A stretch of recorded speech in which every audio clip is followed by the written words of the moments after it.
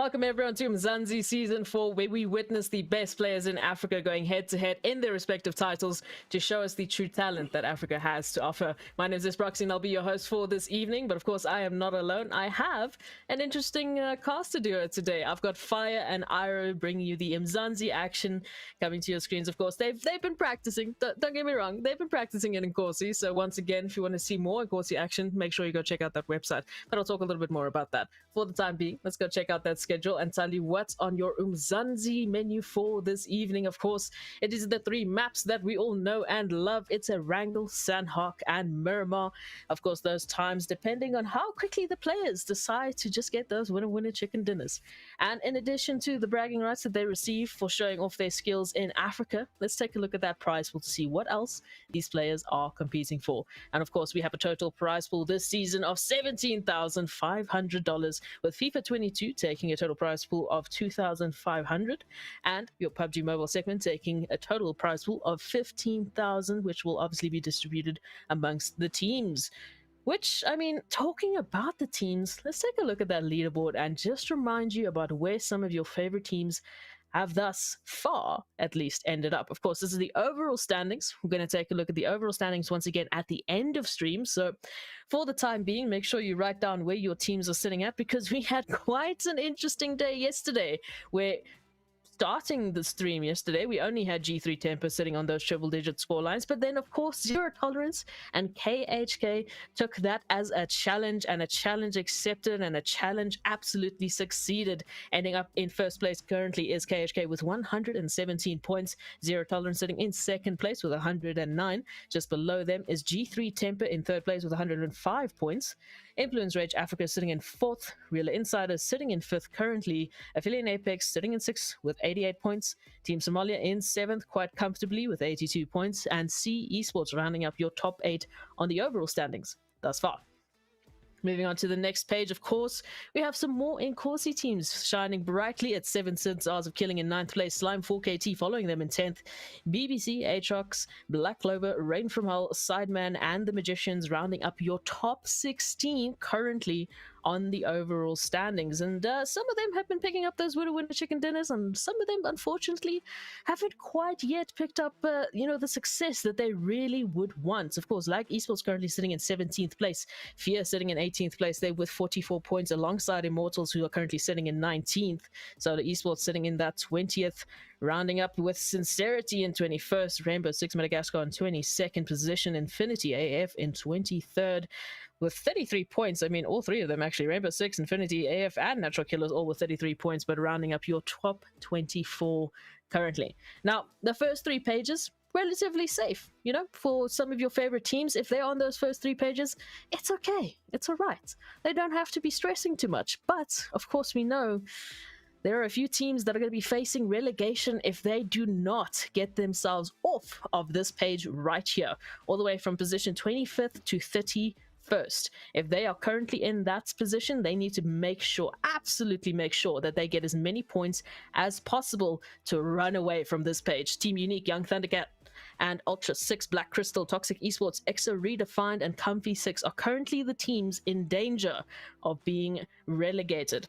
So I keep talking about points, but let's take a look at how they can actually pick up those points. Of course, placements and kills, the absolute best duo that you can talk about when looking at PUBG Mobile. So first placement actually going to be grabbing you 15 points, second going to be grabbing you 12 points, third going to be grabbing you 10th, and then it all teeters down to about 13th to 16th, which unfortunately is not going to get you any placement points if you land up in that position. So teams need to be very careful to not drop off early on the map. And of course, a nice beautiful impact and a nice bonus for any team that stay active, as they get 1 point for every single kill.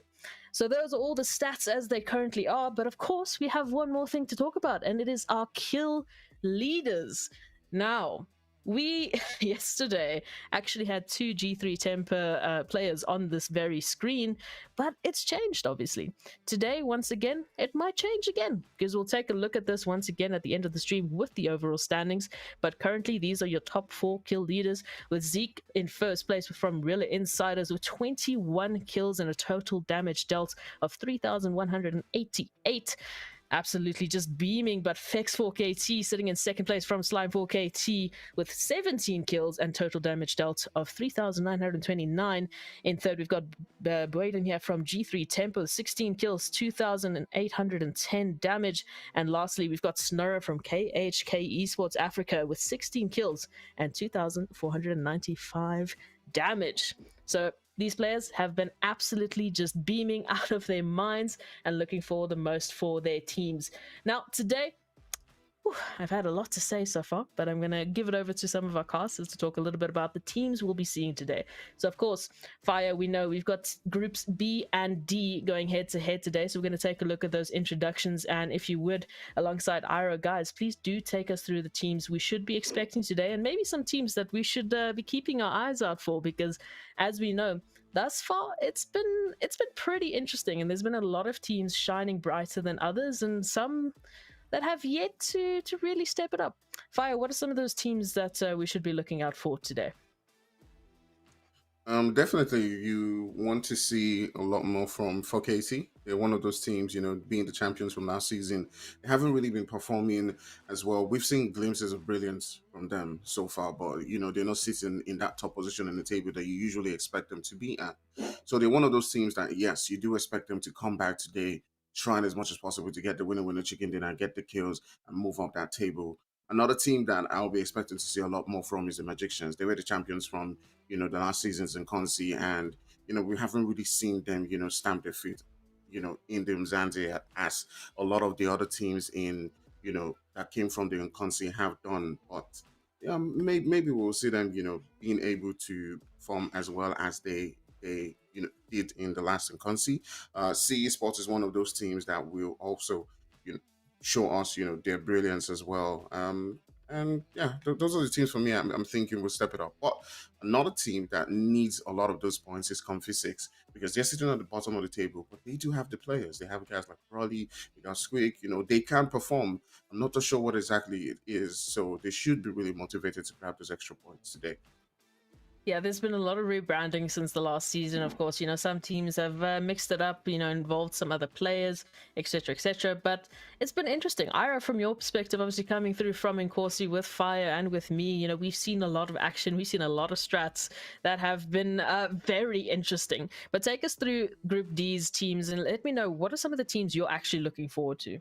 Obviously, it has to be the G3 Temper. They've been absolutely phenomenal in the past couple of 2 weeks that we've had them in the Umzansi. And then, of course, EXO Redefined and the Magicians, as well as Natural Killers. But these are some of the teams that are also sitting out of the relegation phases over there, that such as Black Crystal, the Infinite AF, Solo Esports. They need to really pick it up if they want to find themselves going into a decent part of the leaderboard. But it's today, or tomorrow, when they can decide to start picking things up. And for me, for the most part, if I'm going to be in these teams, it's going to be now. This game number one is where we're going to start picking up, trying to get active, get more confident in the gameplays and so forth. So I'm really looking forward to seeing what Black Crystal, Infinity AF, and these guys have to offer today. I think you're exactly right. Today is the day that they need to pick up their socks, and they need to come out of the gates absolutely swinging and looking for the most amount of placement points and the most amount of kill points. Of course, finding that balance is absolutely key. We've seen a lot of teams picking up some really great placement points. I mean, picking up 10 to 8 at a time, but then nothing comes through for the kill points, and then they sort of teeter off on the leaderboard because they're just not finding that balance, or those insane amount of placement points are just sort of a once off, and then they fall off, and it's just not working out. And that's why some of the teams are finding themselves on those pages. I mean, Comfy Six, as we mentioned, one of the teams on that last page, currently of course in danger of relegation. I mean, I feel like we've still got about 2 weekends left, then we're going to be looking at that relegation, so there's still time left. But I mean, ending off week 2, last day of week 2, you sort of want to come out of the gate swinging. I mean, Fire, what are your perspectives on that? What do you think these teams should be looking at? I think just getting into the right spot within that zone. A lot of these teams are, always trying to be careful, always, just rotating along the edges, not trying to get into as much fights as possible. But what I'm going to say is you got I mean, nowhere else to go on the leaderboard, right? You're already down there. So take the fights. I mean, if you lose, you're still there. But if you do win, you get yourself, 4 extra kill points. So take those fights as much as possible. Be more aggressive. Get into good spots. If you gotta push teams, then do push those teams. If you lose one or two players, then that's fine. You still won the fight. So for me, they have got to be a lot more aggressive. They have got to third party a lot more. They have got to play spoilers to a lot of teams and look for those fights. And if they don't get the placement points, is try and get at least a lot of kills. So you're saying they should risk it for the biscuit, is what you're saying. Just go out there, Exactly. go risk it all. Exactly. And I mean, Iro, for some of the Exactly. teams, we've seen this in Battle Royale. If you don't keep up with those scores, I mean, you've seen it obviously in different titles, but in this title, it is just as prevalent. If you don't keep up with that scoreline, if you don't keep yourself in a good position, it becomes next to impossible for you to catch up to the rest. I mean, what would your advice be for those teams in that regard? Honestly, it is a numbers game, like Actfire just mentioned now, is that you want to try 50-50 a elimination so that you can get more points on the leaderboard and so forth. And that gamble or that number that you're playing at, it is risky, but I rather go in for it. And especially if you're at the bottom, you need to try get a bit active.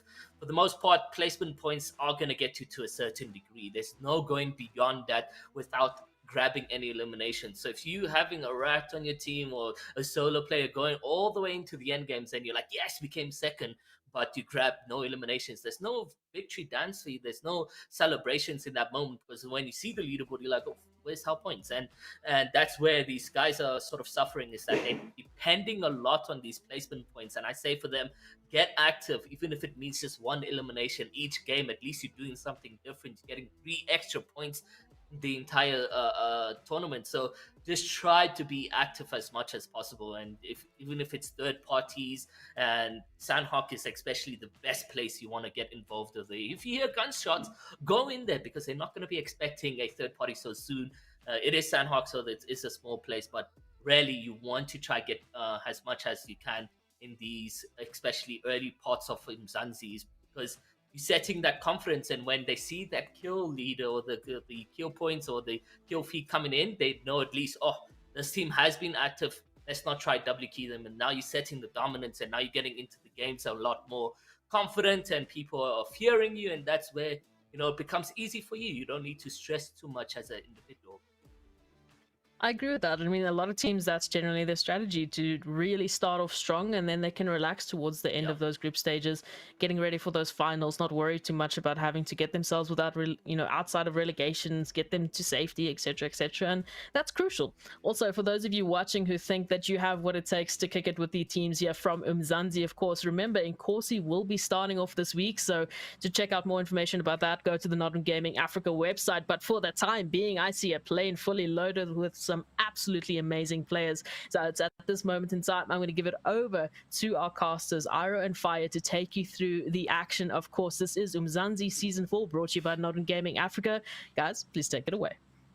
All right. Era, today is going to be amazing. We see a flight path moving all the way from Starboard to Primox. And, this gives the teams an opportunity to spread around the map, find different spots between Shelter, Milton, Farm, Ruins, and all of that. I'm not sure how these teams are going to play, but I do see 4KT coming in with a 3-man squad. So that obviously does put them at a disadvantage. But we still got Rila inside. We got the guys from Comfy 6. And speaking about Comfy 6, they're one of the teams that we just spoke about now. They do need those points. They do need to get those extras. And they're coming up against, the giants, the G3s and the 4KTs and the rest. How do you think they, should play right now? I know we spoke about it just before the game started, but now seeing this flight path, I mean, do you think they should play, central like we spoke about, or they should try as much as possible to, now seeing this flight path, play it safe and all of that? Honestly, first game for me is always a tester. You got to feel who you're going up against. Maybe we haven't had Comfy 6 go up against the group they're going up against right now, but for me, it is all about understanding what is happening, who's around you, what those rotations are like, and then you understand who you're up against, and then you can start picking up the pace towards the end and so forth. But yeah, for Comfy 6 in them, it's really generally now coming down to we need to pick up some pace, and hopefully we're going to be seeing that action over here and so forth in the game number 1 at Erangel. But G3 going up against NK, natural killers, and for the most part, we all know that G3 is phenomenal when it comes down to the skill, but it does look like Osiris does have the upper hand being on high, but he's taking up quite the damage, and now he's going to try jump down to low ground. Gunner also in the buildings around Osiris. Spiden was taking a lot of damage over here, and he may get the pick now onto Osiris, but you can see the team is catching up and trying to get to beat the team back up right here, and for the most part, it doesn't look like, even though G3 is running around as a 3-man as it stands, it's going to phase them any bit. All right, so the guys from G3 definitely taking one of the players out from Natural Killers, Osiris. Natural Killers is one of those teams, that I do also believe has a lot of that firepower with guys like Osiris, Juicy, Sella, Roshi. But somehow it doesn't just seem to be clicking for them. Maybe they haven't really found that right synergy to, really work together and battle it out. I love the way the guys from G3 did push that. They went in directly for Osiris. They didn't go for the full push onto the rest of the teams because they're not sure exactly what position they have. Their experience in making moves like this, and they have gotten that one kill. They're holding back. They're going to make the push together, and this is how you see G3 play a lot of times. They're really smart about the way they choose to make that push. They choose to attack the different teams, and they haven't got like a lot of supply right now, so they got to be careful on how they make that push to the guys on NK, because there's a lot of more real estate for the guys on NK right now. And as you can see, I mean, I think the best move for the guys from G3 would just be really careful. Flacco's pretty much looting, in some other side. I do see him, with a vehicle that's driving around. So he's probably going to come in and provide support for his team, and they will just leave that position. And this is what champions do. They know the right moves to make at the right time, when to withdraw, when to retreat, and just move into another spot. Yeah, no, definitely. But for the off-spawn situations, when you have the numbers, I always feel like you can go in for the W key, and even though natural killers are holding a good widespread position that they found themselves in, it is always still much better to try and make a better pace key for the teams such as G3. They are very skilled when it comes down to movement and aim and so forth. So, hopefully we get to see a lot of that gameplay coming out from G3 over there. But really, it is quite a blaze right here, guys, as we have all these teams on a very widespread of map. The northeast is going to be rotating down to southwest, where we do have a Fairy Pier has the zone formation over there, Gatka ruins, etc., and Sov's Novka military base. And you do see Fear, Chris, and them making a rotation into their special place to load up and get your loadout that you guys really need over there. And for the most part, it's quiet, and that's a battle royale for you guys. Early situations, you're gonna get no action, just looting up and getting all your utilities down. But it does look like Lag is gonna find YouTube superior, and that's gonna be a team kill for them, a confirmation. He's gonna now apply those heals. As you can see, the other individual come in around. He is still quite far, maybe even looking to disengage from the situation to try play as a solo, as it does look like the Lag has made a play onto the team UIT. Yeah, Ag is one of those teams that has been, really dominant this season. They know how to make those pushes. They know how to get the kills as much as possible. They know how to, really go for the juggle of all these teams. But sometimes it just feels like they're not doing it as consistent as they need to. They need to be, within those, the final zones, the final circles, making those fights. But now it's on our sides, onto the guys from Comfy Cartel. They're doing exactly what needs to be done. They're making that push onto YT. YT's lost a couple of players. He just left it on Godly. He's popping up shots. He does take out one player for Cartel. Now turns the side onto True, reducing his HP a lot. The Comfy Cartel needs to be really careful right here in this one. They don't want to lose a couple of those players, but Rolly and Squeaky are able to come in and get that finish. Now, this is what we did expect from the guys from Comfy Cartel. Coming in and getting those kills, wiping out the guys from YT, getting a couple of kills for themselves, and this does set them off to be in a really good spot right there. You can see they're pretty much sitting within that center of the circle, not too far away from Lucky spots, and that obviously does give them a chance to rotate and be within the zone when it does make that shift. This is what we expect from the guys from Comfy Cartel if they do hope to get themselves a lot more points, because you do remember just a couple of days ago, we saw the guys from Atrox who were sitting at the bottom as well, but they did get themselves a chicken winner chicken dinner, and that propelled them all the way down to 12th position. So that's exactly what the guys from Conficatel need to do. They need to take this fight. They need to get the kills, and as well, they need to make sure that they end up getting placement points as well. So yeah, that they're doing they do what needs to be done. Yeah, definitely. But it's so much easier talking about how winner chicken dinners exist to propel you up that leaderboard. But it's almost near impossible. You're going up against all these fantastic teams that we have over here, especially when it comes down to G3. Their rotations are almost near perfect. Their positionings as well. They always find themselves in the top five, top three, even getting those winner chicken dinners. Now, if I'm not mistaken, I think they've gotten two already this season. So they really are consistent in that aspects, even grabbing second, third, etc. And you can see Fear trying to get in a couple shots here to Broly. I'm not sure if he's able to connect anything here from the bridge. And yeah, this is what's fun about PUBG is that you can't, especially here in the Mzansi, you can't really put a foot down on which team is going to dominate because you got KHK, you got G3, you got all these teams come together, Team Somalia, and every group or every single day is a different story, a different chapter. And PUBG Mobile Zanzi shows just the talent and skill needed to dominate in each single game, in each single group.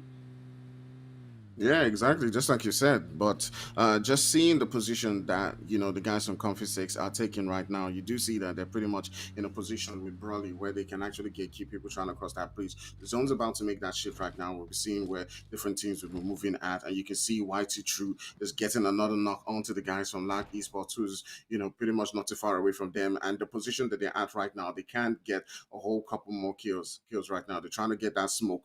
Safonov trying to revive Zero, but the shots popping up right there, and he's trying to get that finish. Comfy Six is doing exactly what we did expect from them. They're trying to take the shots, they're trying to get the kills, and I love the aggressive move that they've been playing so far. They're spread out right now, just trying to see where they can farm different kills, where they can get one or two kills from a distance, and just keep on attacking different teams on around them. And they've taken a really good central position. But aside from Comfy Six, we do know that the guys from Lucky Spots, they do have the potential. We've seen them take out guys like 4KT, take out INF. We've seen them take out so many of these different teams, but for some reason, they're still not sitting in a really good position within that leaderboard.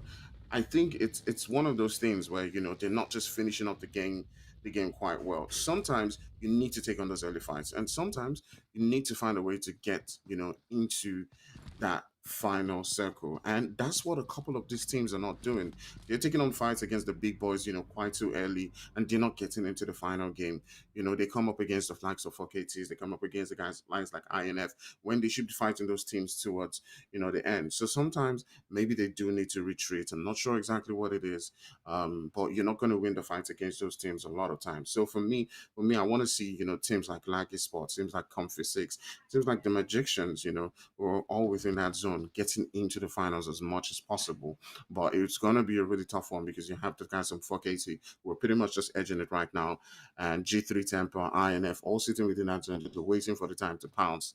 So I mean, I can't call this right now, man. I mean, it does seem like everyone can get comfortable within this zone. I think it's all down to the final circle and who has better positions.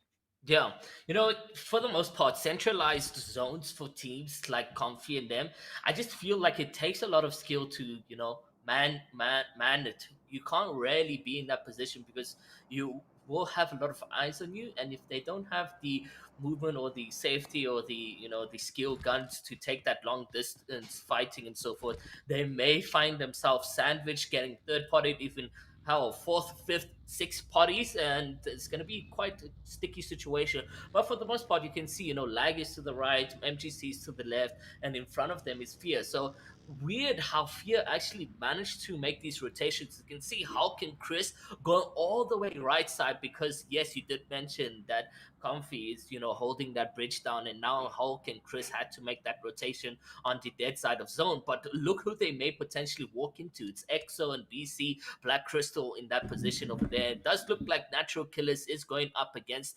opposition over there. So it's going to be interesting to see whether or not they will take this fight. It is UG in this over here. So couple long distance shots over here. You can see trying to farm in that ammunition. And for the most part, Juicy is looking quite scrumptious with his weapon at hand right there. But they do got a vehicle, so they can easily disengage and rotate into a different path that they can find themselves in. They do have two different sets of vehicles, and UG is able to get out of that part over there. One of the reasons, like just seeing the way Ultra Six is playing right now, they're one of the teams who are sitting in that bottom position on the table. They do need to get themselves into the zone quite quickly. So I do understand them disengaging from this fight against NK, right now, and just trying to get as much into the zone.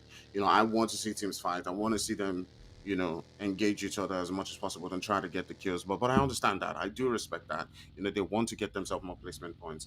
They want to get themselves into those final circles. So we'll turn our sights onto several different teams. Another team that we haven't really spoken about too much. We can see that they've made a really long rotation into the zone is the guys from Fear.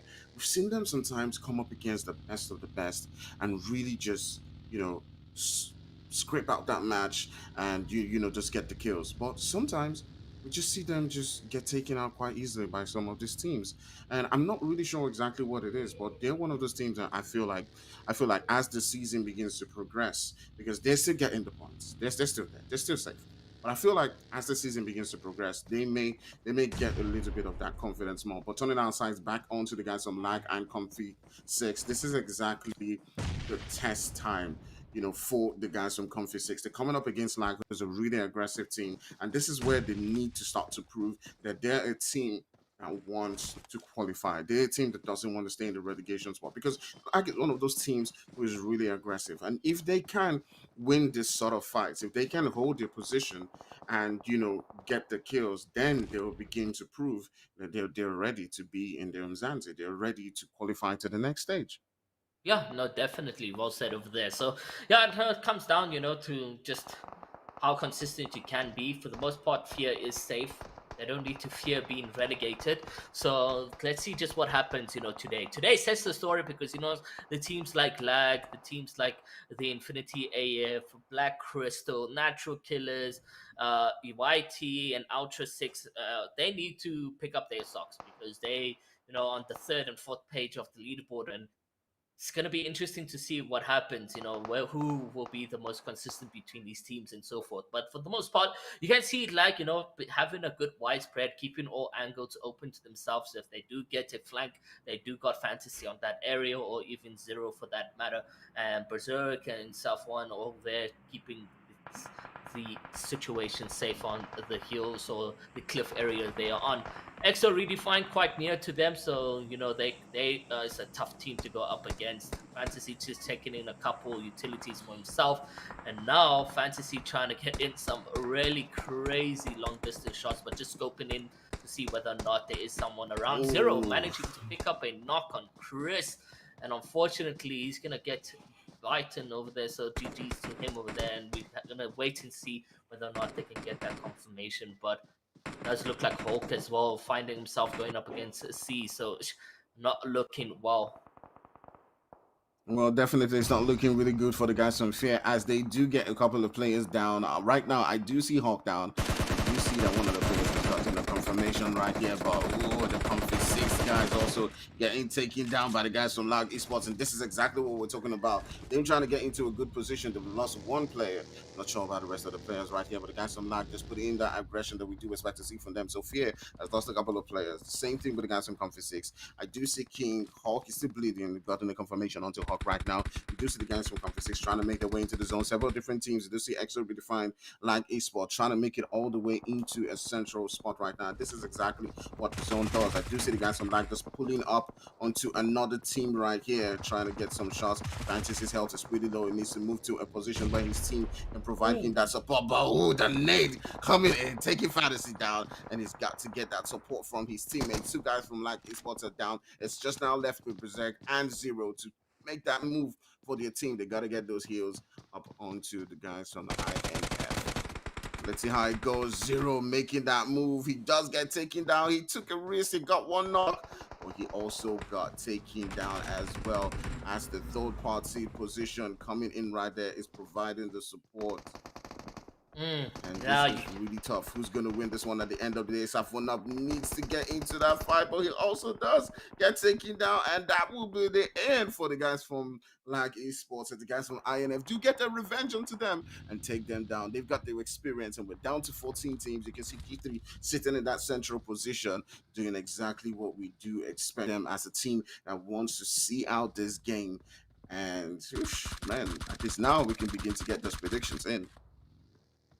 Yeah, no, sure, crazy. I really thought Lag Esports would have been in a good position to go all the way through. They did look really strong in that off-spawn mid-game situation, but unfortunately, they are going to get too aggressive. Finding themselves going up against INF just doesn't seem well for them, and they get taken out and now need to reconsider what they can do different going into game number 2. But we got Black Crystal over here going up against C, and their zone is going to start picking up away on the HP, and Titan's just going to go up in the open. No cover at all. He's going to get beamed, but see Valhalla, he's also going to find himself getting knocked over here. So for the most part, it is a back and forth, but Zia and Titan is down, and it's now left to Draken, who's in this situation, is hiding behind the white smoke. But the question is, will he get out of this position? How much utilities can he use to keep himself alive in the zone of here? Zia trying to make his play over to the cover that Draken has found himself. Fear King just to the left of there. He needs to also start making these rotations. But it's C and them who are taking these storm fights, and it does not look well for them, as now C gets totally team wiped, and they need to maybe focus up on better rotations next time around, because that is not going to help you out in these tough situations. And it does look like Draken and them do also get taken out. So Black Crystal out of this one very early as well, because we are only down to 10 squads over here, guys. 37 players alive, and MGC and G3 being the only full teams in the circle, and that's going to be interesting. But we do have now 4KT taking up a fight over here, and let's see exactly what will be going down against XIX. Yeah, definitely going up against XIS right here. You can see the guys from 4KT just playing it really cautious right now. They're not trying to make that full push onto the team, but 1995 4KT, as I've been told, is just trying to be cautious, getting the knocks right there. They're in between two teams that are fighting. You can see the guys from Rila Insider also going up against XIX, getting a couple of knocks. Rila Insider is one of those teams that has been dominating throughout this entire Umzansi this season, and they've been putting in the work right there. Zeke being one of top fraggers in the entire season, getting a couple of knocks, getting a couple of kills. So you can see 4KT just leaving that particular fight, not wanting to fight within the blue and focus on just getting those knocks. Zeke making that push and just getting a couple of knocks himself. This is exactly what you see from Zeke, and exactly what you expect as he just comes in with his teammates and gets those knocks. Now they need to make them move onto the zone. They need to get in right there, as it is expected from them. And GG's to the guys on Insider getting a couple of kills right there. But 4KT is in a whole lot of trouble as they're down to just 1995, and they do need to find a way to get those res onto Vex and Zeus as well. But they might get pushed. He might be able to get that res onto Vex and still keep them in this game. They've got a couple of players around them. The guys from Insider are just lurking really close to them. They might be able to make this push onto the guys from 4KT, but they're getting a couple of third parties coming in right there.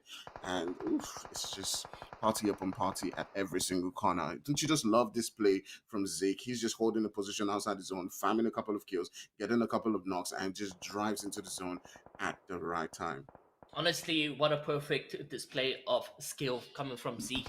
He made that engagement, and does not look like Insiders here to stop as they continue going up against 4KT. Zeus is literally a smith of HP, and he tries to find some cover behind the tree. J Roller, Coco, Zeke, and Ro now, can make that decision to do the same type of gameplay we just witnessed earlier on from Zeke. Make that W key with the vehicles into the 4KT position, and that would be juicy.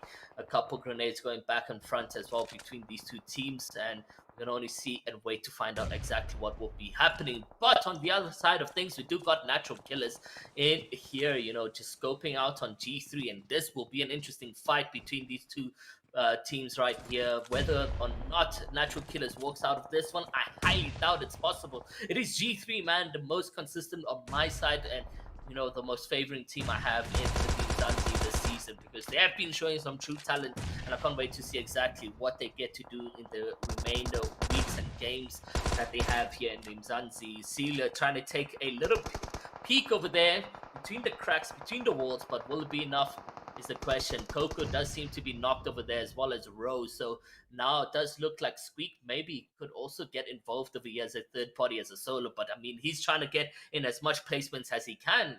I don't see Fire him getting involved at all. Yeah, I mean, she actually, I do happen to know Oh, it's a she. She might be able to get in right there and play spoiler because you can see the zone coming in, and they may not be able to get that res onto Raw as well. But you can see Squeak just coming in right there, ooh. getting another knock onto Z, and another one right there onto the guys from Coco, really spoiling things for the guys from Insider, as we did expect. Now, for KT, still has the full team just coming in, capitalizing, getting a knock onto Squeaky and taking Squeaky out of that game. They can now finish off the guys from Insider. It's a really dangerous one. This is exactly what you do love about games like this, because Squeak, just was able to just demoralize them, get a couple of knocks, and reduce, practically just took out Zik from the game and reduced them to a two-man squad. What looked like they had the entire advantage, at the particular point in time, now looks like them, just being at a disadvantage against the guys from 4KT. And, it now looks like the guys from 4KT can actually seal things off. They do need to make their way into the zone, but 4KT still has a couple of players. They still got the zone, and they can begin to pop shots onto the guys from inside of while they're trying to make their way in right there. So, yeah, it's a really tough one to see. We're down to 7 teams. We still got a couple of teams. We do see the guys from G3 and NK still at the fight. It's like these guys have pretty much been tracking each other since the beginning of the game when they met at Ruins, and it's just a really, really crazy one at this particular point in time. But NK does seem like still trying to put up a good fight. But Insider is not out of this game. J Roller and the rest of the teams, they're still trying as much as possible to get into that top 5. As you can see, we're down to 6 teams right here. 4KT is pretty spread out at this particular point in time. Zeus can play spoiler onto the guys from Insider because he does have an angle, popping up shots onto J Roller, as I just said. Now it's just left with Coco, and if he does put his sights onto him, he can take out Coco right there. And this is really signaling the end for the guys from Insider. They got to be really careful. They in between the guys from 4KT and Solo Esports, and it's a really, really, really tough one for them to be in. As you can see, they get taken out of the game. We're down to 5 teams. The guys from 4KT have lost one player, lost Vex, who has been one of the top fraggers for this game, but they're still going. They're in the top 5. They've got a couple of kills. It's on their sides right now onto the guys from Solo, and Zeus pretty much stepping up at this particular point in time. Does get one knock. It's now a 2v2, and I'm not sure how he's going to play his, but he's got to go up against the guys from Solo. Maybe a nade might be able to turn things around, might be able to change things, but a revive has come up against Solo Esports as they do turn their sights right there and get a knock onto Zeus. Oh my goodness, it is now just left with 5 for KT. They're up to the top 4 right now. So 4KT has still gotten themselves a couple of placement points right here. So yeah, considering all things, coming in with 3 players, they've really done well for themselves. But G3 right there taking out the last player from Solo. We're down to just 3 teams, man. Ooh, error. G3, Yeah. INF. Who's gonna take Oof. this? Honestly, at this point, you got INF having the numbers, but do they have the skill to go up against the team? You also do got the solo here from 4K2 who's trying to get involved, trying to make a presence. He's not done. He just wants to get the long distance shots in, and that could, change things around for INF as it stands over there. Good distribution on Biden over here as he gets knocked now from Kato, and Kato, however, is going to find himself knocked as also. It's Flacco as a solo, and G3 being separated was just not the play. 4KT trying to get involved over there, and he's gonna get himself eliminated. So now down to 2 teams in a solo v3. What could be the possible plays as we get to see the INF go and revive their third so they can make the best possible plays? A couple grenades being thrown left, right, and nothing's really gonna get onto Flacco. Flacco just playing the waiting game right now. Maybe he will get an angle on on this team, but Biden is trying to get to Flucker as much as fast as possible as well in this one over here. The question is, will he? He's quite in the open, and there you go. Now Biden's gone out of this one, and that puts a pressure onto Flocker as they know exactly where he is. He's hiding between these cars. Will he pull up a magic game right now as he goes out of this one? He takes one player down, and it's now him versus another player, and he got in a good beam, but unfortunately, it's not going to be enough. He's going to get taken down, and it is going to be an infant game. What a GG is going to them, a winner-winner chicken dinner. This is really how you play it if you on the brink of relegation, if you are on the third, fourth page. But in second place is G3, third is 4KT, and that is exactly what we love to see. The action in this game really unfolded well for us, Fire. Man, we saw the big dogs really step it up right here. INF, G3, 4KT really does grind out coming up in those top three positions. And that's exactly what you expect from these teams. Just put their feet down in those leaderboards, get a couple of kills, and get those placement points. So GG's to the guys, INF, we've talked about them, having that firepower, stepping it up right here in Umzansi, and they're doing exactly what we expect. Yeah, we were talking a little bit, off camera about, those big dogs coming into the season, of course, 4KT, one of the teams we talked about. G3 Tempo, of course, another team we talked about, one of the first teams to reach those triple-digit score points this season thus far.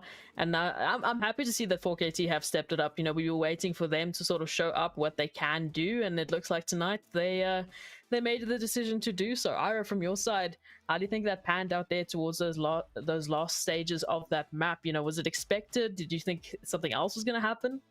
Honestly, I did see G3 really struggle against natural killers in the kill feed while we are on 4KT. So for the most part, I really was confident in the team to pull out a full, team wipe and go into the end game as a full squad. However, natural killers did take two of their members, and then it was just Flucker and Biden in the end games, Buden in the end games, and that just didn't go to their favor as Infant did have the numbers to their team. So they came through rolling guns, get the winner chicken dinner, and really we didn't expect that, and that's what I love about the Umzansi. It is a story that keeps on changing, keeps on rewriting itself.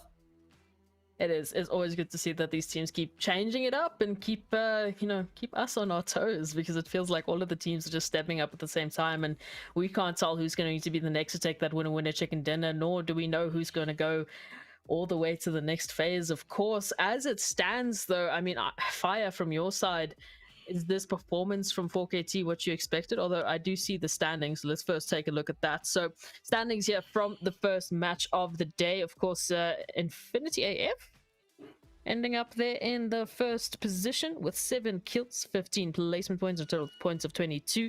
G3 Temper coming through in second place with 19 points and 7 kills as well, so also staying just as active. Slime 4KT, of course, taking third place there with 6 points and 10 placement points. Solo Esports coming through in fourth place with 14. Rila Insider slinking currently in fifth with 10 points.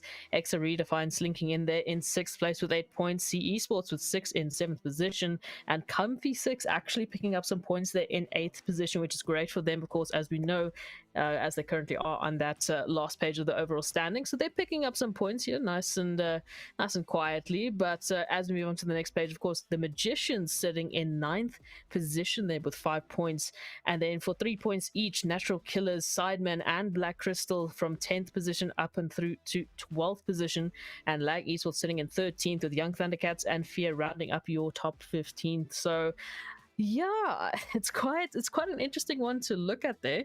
Oh, there's Ultra 6. Just just to remind us that the Ultra 6 was there. But as it stands, Fire, was this expected for you, or what were you thinking was going to happen?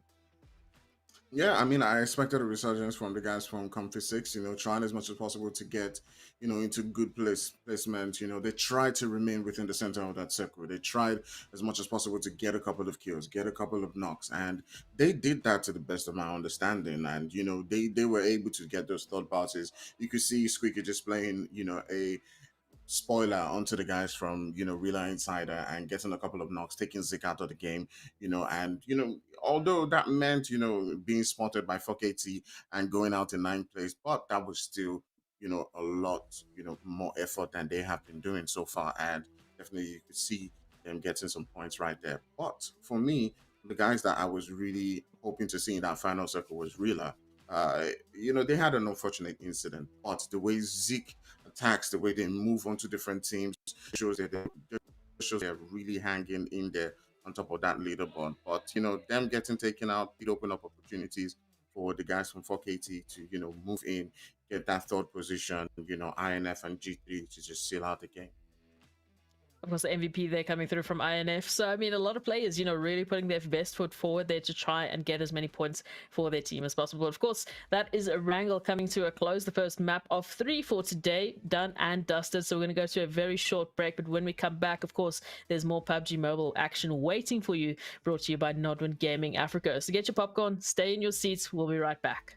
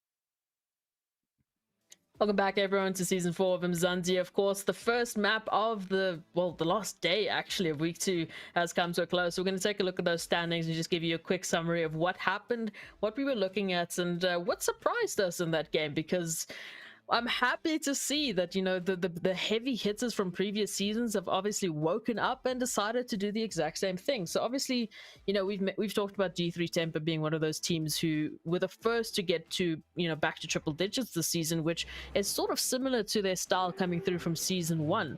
But 4KT again, they're picking up that pacing which we need them to to actually do, because they were our previous season winners.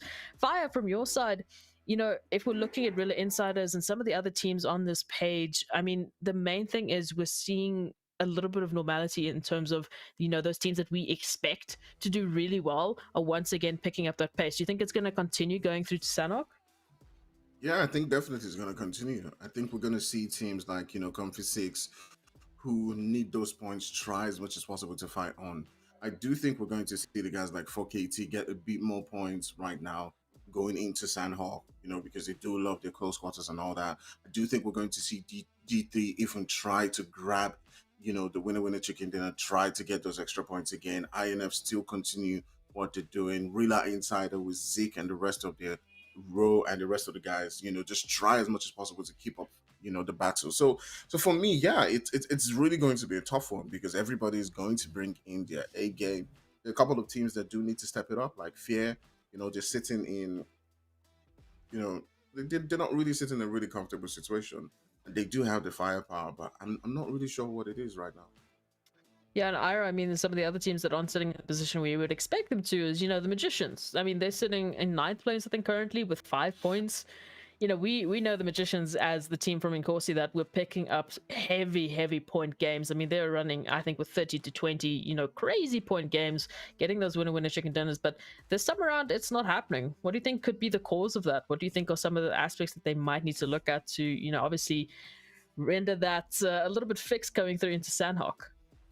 I would say it's definitely not their rotations, because I always do enjoy watching them on the map as they slither their way through the entire rotations, finding themselves in good positions and so forth.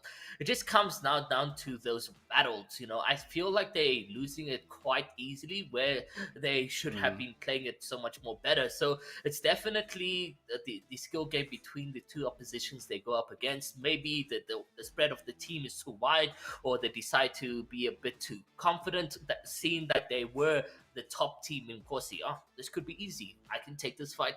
Next moment, you're going up against G3. Oh, there's a sniper in the tree over there watching you and hawking down on you. So honestly, it just comes down to how they're taking these fights mid games and as well as towards those end games. Because for the most part, even last time around on day 3 when we were spectating them, they always managed to find their way in, and I always enjoyed how they did it. It was just now finalizing those kills and getting those kill points that just didn't come onto the leaderboard, that just didn't work out for them. So maybe we do get to see a different game pace changed for these teams like Magicians going into the Sandhawk, going into Miramar, even maybe week 3. Maybe they listen out and review, and they really get to learn what they're doing wrong, because the Magicians is a team that's based off consistency. We did see that in the Nkosi. So why aren't we seeing it now? Maybe they get to reevaluate after today. If today is just as bad as it has been for them for the past couple of days, we're just gonna have to wait and find out if they do somehow pick up. Oh, we need to wake up right now. Yeah, no, I would hope so. I would hope so that the teams are, doing their homework off camera, off stream, and obviously getting better, which we know generally they are, because they're involved in so many different tournaments that they're getting that experience consistently. And for some of the other teams, maybe they're the ones that need to catch up. But so far, I mean, I'm glad to see obviously 4KT making that showing in the first match. We'll see if the rest do so coming through to Sanhok. As we can see, the plane is locked and loaders. And I mean, for those of you watching at home, I hope you're staying quite steadily and comfy in your seats as these players are getting ready to jump out of theirs. I'm going to give it over to our casters, Fire and Iro, to take you through the action on Sanhok. This is, of course, Umzansi Season 4, brought to you by Nodwind Gaming Africa, and the action is just starting. Guys, take it away. All right, Iro, man, we've seen in that first game what it takes, to be champions, what it takes to be on top of that leaderboard. from guys like 4KT, from guys like G3, INF coming in with that winner chicken dinner, putting in battle against all these different guys. But, there's one thing I just want to say. I've seen, three major skills from a lot of these teams this season. One is the teams that do know how to rotate a lot. Two is the teams that, have this attacking, ability. They know how to get into the fight. And another thing is the teams that, know how to defend, know how to survive, know how to hold it down. And from the top teams, I always see them have at least two of the skills. With a team like 4KT knowing how to attack and knowing how to defend. Maybe not rotations as much compared to teams like KHK and G3, but they do know how to fight. They do know how to hold. They're very tough to kill. Teams like G3, maybe not defending as much, but they do know how to attack. They do know how to, get into the right position at the right time. Do you think, a couple of these teams are just missing it out when it comes to, rotations, when it comes to getting in the right spots? Teams like, Solo, teams like EXO Redefine.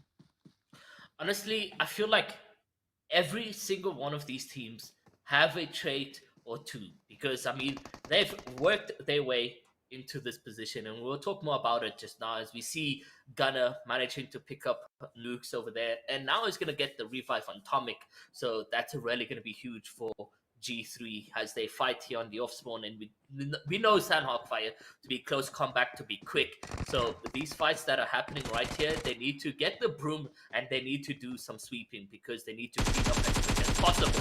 Buden managing to cover out that transparent rotation that was just about to happen here with Vingard, and we can just see exactly what's happening right here. And as he's making the rotations around Gunner, he's trying to get in the pre-fire, just maybe trying to spec out where Gunner is right there. But for the most part, he's just got to wait for his teammates to come on him because they are quite at a distance. And does look like, however, he's going to pick up the team Flacco. And that's just a GG's over there because, Flacco is a really good pillar in the G3. So already we're finding Ultra 6, absolutely beam. And yes, Gunner with his weapon out and blazing as he manages to pick up a knock for himself. So Ultra 6 tires, now they've taken out the teammates over here. Lynx trying to get involved as well. And maybe we do get a backup coming in from a G3, the rest of the players over there. There's Buden getting up on the hill. Lynx just behind the hut over here. And just what can he doing right now against the team? Doesn't look like it can be much. Anytime now, we're going to find Gunner and them moving to this position. All right, the guys from G3 definitely having a disadvantage right there and losing one player, losing Flacco, but they're now putting the shots on two links.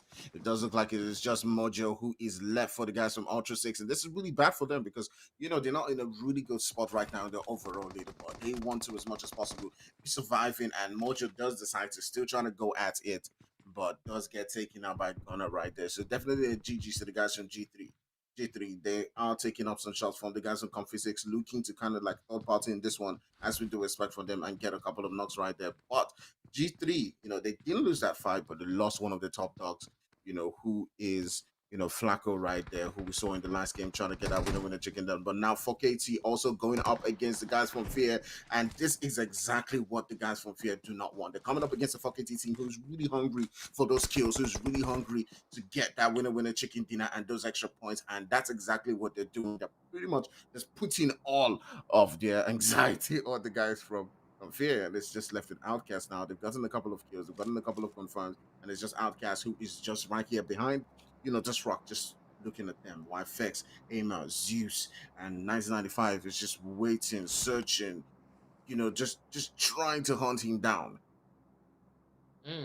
Yeah, honestly, and we did see 4KT as a trio last time around in game number 1, but they worked so well even with a one-man down. But now they have 4 to be 4KT. So I mean, just what more can you ask for such a massive team over here?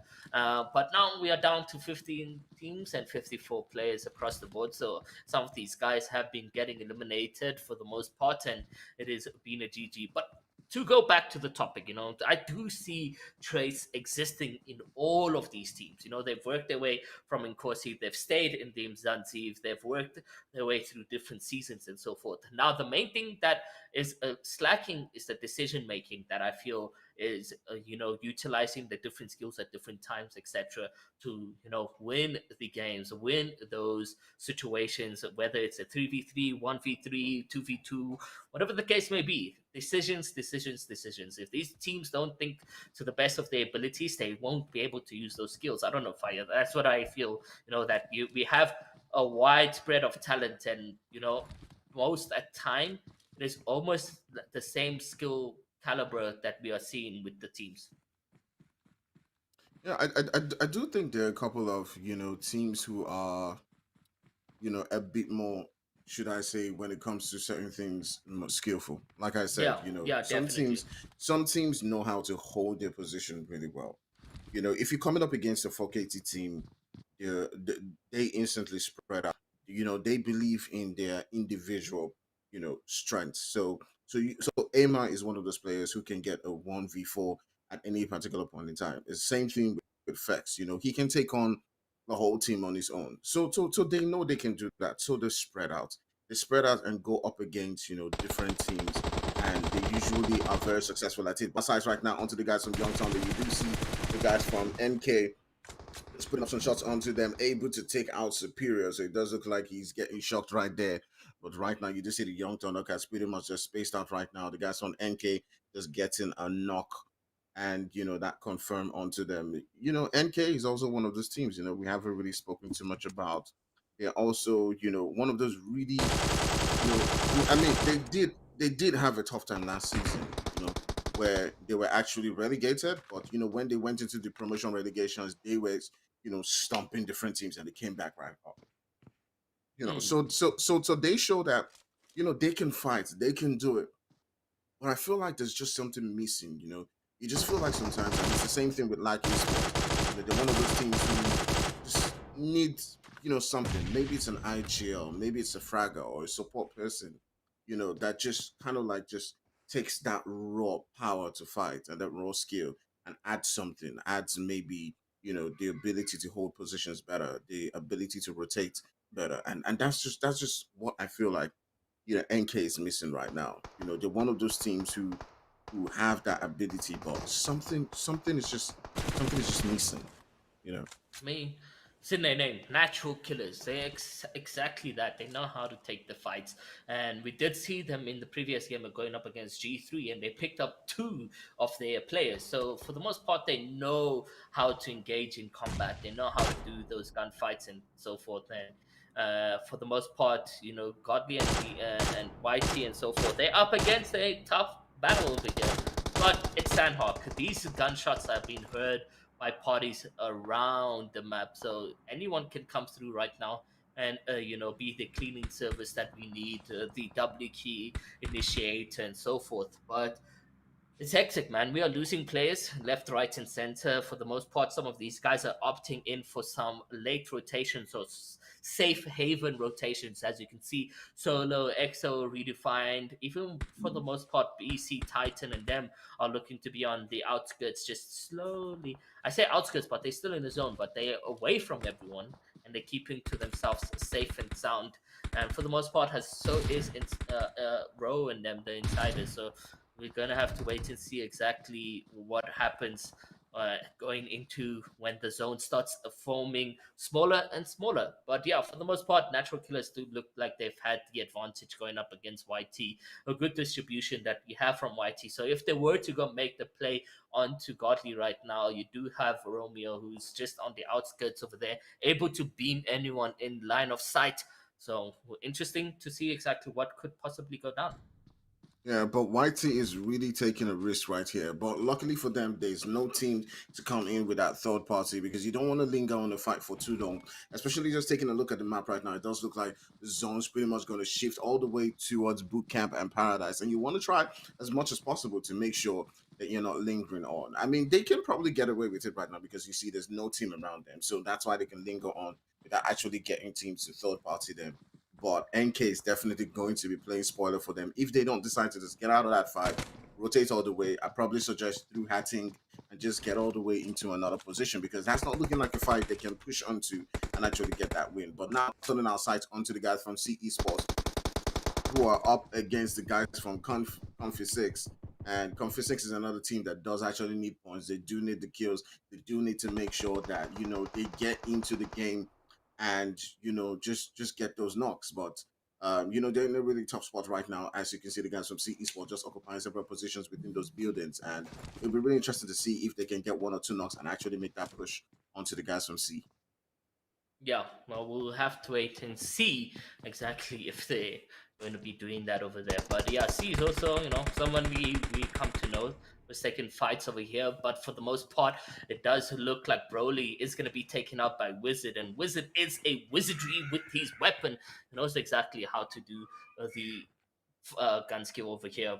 But now Cartel and them, they need to make the play to try get the revive up because the initiation from C is just not going to be happening anytime soon. But look who we have on the hill over here. It does look like MGC and them are going to get involved on to True, and unfortunately they're going to take that player out over there. Yeah, that's exactly what we talked about. You don't want to linger on a fight for way too long. And you can see right now, the Magicians just coming in right now and just popping up them shots onto the guys from Comfy Six. They just lingered on the fight, focused their energy too much on the guys from C, and exactly did not pay attention to a lot of all those teams just coming in to kind of like third party that. And, they've lost a couple of players. They've lost True, Squick is down. It's looking like it's just left with Crazy. And this is exactly a particular position that they don't want to be in. So, but you do expect a lot of these guys like magicians who are looking to get a couple more points to be doing things like this. And the magicians who were inconsistent champions for last season, are definitely stepping it up a notch right here. Yeah, definitely. They are in the Sanhok. So here it all comes down to how skillful you can be as a team, how you stick together, how you take these combats, because the faster the better in Sanhok. You don't want to linger on too long onto a fight, and that is exactly what XI, X Hunter, and Matrix and Sleepy are doing right here as they get closer and closer some way or another to the team. Legacy now needing to be revived over there, and hopefully they're able to bring that up. Ash and the team Syntox and them are able to maybe cover in and hold the grounds over here. They do at least have the advantage for the most part, seeing that they are on the upper part of the hill that XIX Matrix finds himself in. But what happens now is the question: what will the play be? Has Matrix and Hunter sort of have a widespread Sleepy trying to maybe getting the flank on his end over there? For the most part, going back and retreating back into the safe haven of the trees and cover that he has over there. Ash needing to heal up, hoping that he does maybe have a little bit of utilities in the back pocket in order to do so over there. Gonna be interesting to see what the play will be here. But guys, we are now going into the deeper of the game, and we still have 15 spots alive. However, 49 players remaining, so there's a little bit of people being eaten up over here and sent back to the lobby for them to rethink what they can do best. There's that next form where players now need to make those rotations. You got Fear Outcast on the edge over there as a solo. It does look like for the most part. G3, Rila, as well as Infin still need to make those rotations. So it's going to be interesting to see exactly what that can be. For KT as well as Lag are quite close to each other. So for the most part, I wonder if they're going to instigate a fight over there, and maybe we get to see that later on. But just look at that right over there. You got C, MGC, XIX. They're also very quite close to each other, as well as the two individuals from Cartel who are still alive in this one. So a bloodbath of moment can happen, and we can witness that over there. Infant and J Roller taking up a couple of fights. Maybe we can go and spectate that has already the action has unfolded. Yeah, definitely. The insiders are getting, taken down right there by the guys who won the last game. We do see them losing a couple of players right now. They got a couple of players down, and Rowe has been taken out of the game. It is, literally party of the party. But the guys from 4KT are trying to make their way all up to the zone. They got about two teams. They're in a really tough position. You can see that they got the guys from Natural Killers and the Lag Esports pretty much on their tail right here. So they'll be curious to see how they do try to fend off these two teams. We've seen them do it a couple of times, just take on two teams and get those maximum kill points as much as they can. But you do see the guys from Natural Killers, Osiris and his teammates just trying to hold it up. So, and 4KT has got to go through them literally at this particular point in time. We know they do have those reactions, but at the same time, while they're trying to push up onto the guys from Natural Killers, you have all the way back there in boot camp the guys from Lag who are also putting in those third party shots. So it makes this really difficult for 4KT. The only position I see is them, trying as much as possible to take out a couple of players from Lag first of all, put them on the ground, and then try to make that push all the way onto Natural Killers. We do know that you can see right now they're popping up those smokes, so definitely providing them cover from the guys from Lag. But at the same time, they've got to make that move all the way to Natural Killers. So it's a really tough position, but definitely they do have the experience to sort of like fend off the third parties and then make that push. You can see already them trying to make that push right there, but Sela just gets it a couple of knocks. Really tough position for 4KT to be in. Fex and Aima, have got to step it up right now, get those revives, and just make that push. And you can see right now, Fex just stepping it up right there and getting a knock of his own, but they do need to get those revives back up. But and the guys from like Esports trying to play spoiler, but we may see something change just now because there's also G3 who's not too far away from bootcamp who might also be able to play some spoilers onto the guys from lag. But man, this is a really tough position, Iro. Do you think 4K is going to survive this? Honestly, I don't see how they can. You can see Lag Fantasy as well, getting closer in just to try hold a further gate on these players over here. And for the most part, Roshi and them, they don't seem to be giving up on this one as well. It's some points that they can get over here, and hopefully they do so indeed. He now needs to heal up, but he doesn't have anything in his back pocket. So Roshi, Sila, and them could be in a tough position, has, the team just hug the mountain and make the rotation. There goes the smoke. There goes the push. And does look like maybe this is the time where they can get the fight in from 4KT. They do have the advantage in terms of HP, but do they know this? Probably is the question that they don't. And Orochi still very much low on HP. Just look at how they're chasing and getting closer to natural killers. Osiris already out of this one. There goes a grenade play for this one. Oh, beautiful connection over there. Sila and Roshi will be getting taken out of this one with that grenade over there. Beautiful Kobe shot in a half that we just witnessed right here. 4KT, honestly, just know exactly how to get rid of that pressure that they had on themselves. They were pinned down by two different teams. However, smoke it up and run it down is exactly what they played it. And for the most part, interesting to see Osiris, sort of disengage from their team. I wonder why that was the decision from Natural Killers. If they maybe played it as a full trio, they could have played a full team over here. They could have played that so much better.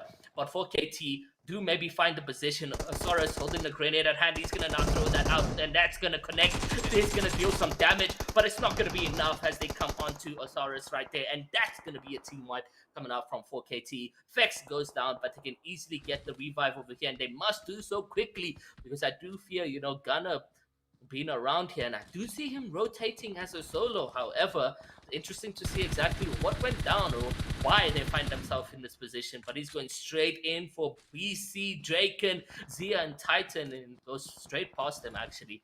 So GG's over there. But what a spectacular way for 4KT to really dominate those scenes there, Fire. We thought that it was done for them, but they just, slapped us in the face with our commentary.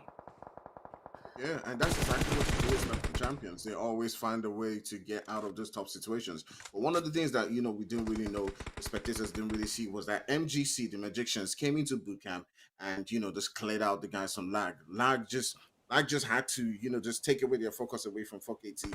That helped 4KT in the right time, to just make that push, onto NK and change the entire game for them, giving them the opportunity to wipe out our team and get those extra kill points. And that's exactly what you want to see from champions like 4KT, being able to fight through those tough positions. But they do need to be careful from that player from Fear, because I did see Outcast moving on to their position. They haven't spotted him yet.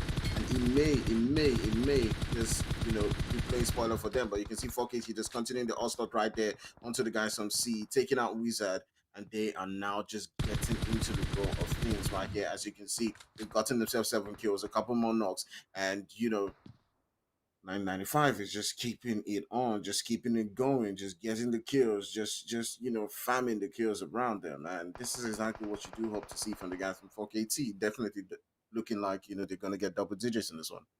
Oh man, and they have to, they've really done well off spawn already, and you can see Zeus also gets himself a knock for the most part over there. So it's really just been W key, W key, W key, and they've done well, they've moved well, they've rotated well, they got out of sticky situations well, and that's what I'm really starting to enjoy about 4KT. For me, going into this one, I haven't seen 4KT in action, and it was me thinking this is going to go straight into G3. But I did mention last time around that PUBG Mobile Umzansi is just not predictable. You can't put a name to a team saying they will do well because clearly you'll be wrong in the end. And 4KT is here to prove that exactly by how they've dominated in the scenes. Last time around in game number one, we did see them as a three-man, but they did extremely well. It does look like for the most part, Draken is able to deal the amount of damage onto Vex, and Vex is going to find himself getting knocked. But now you can see Aimer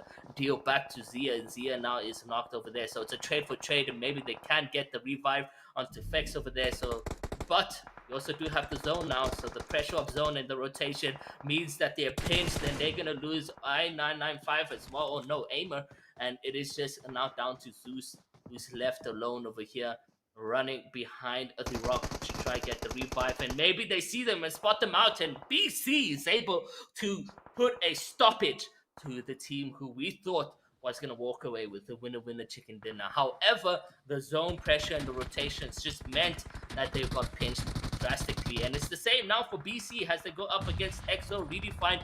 Godless is knocked, however, in this situation over here. And that's just going to be questionable how that had happened.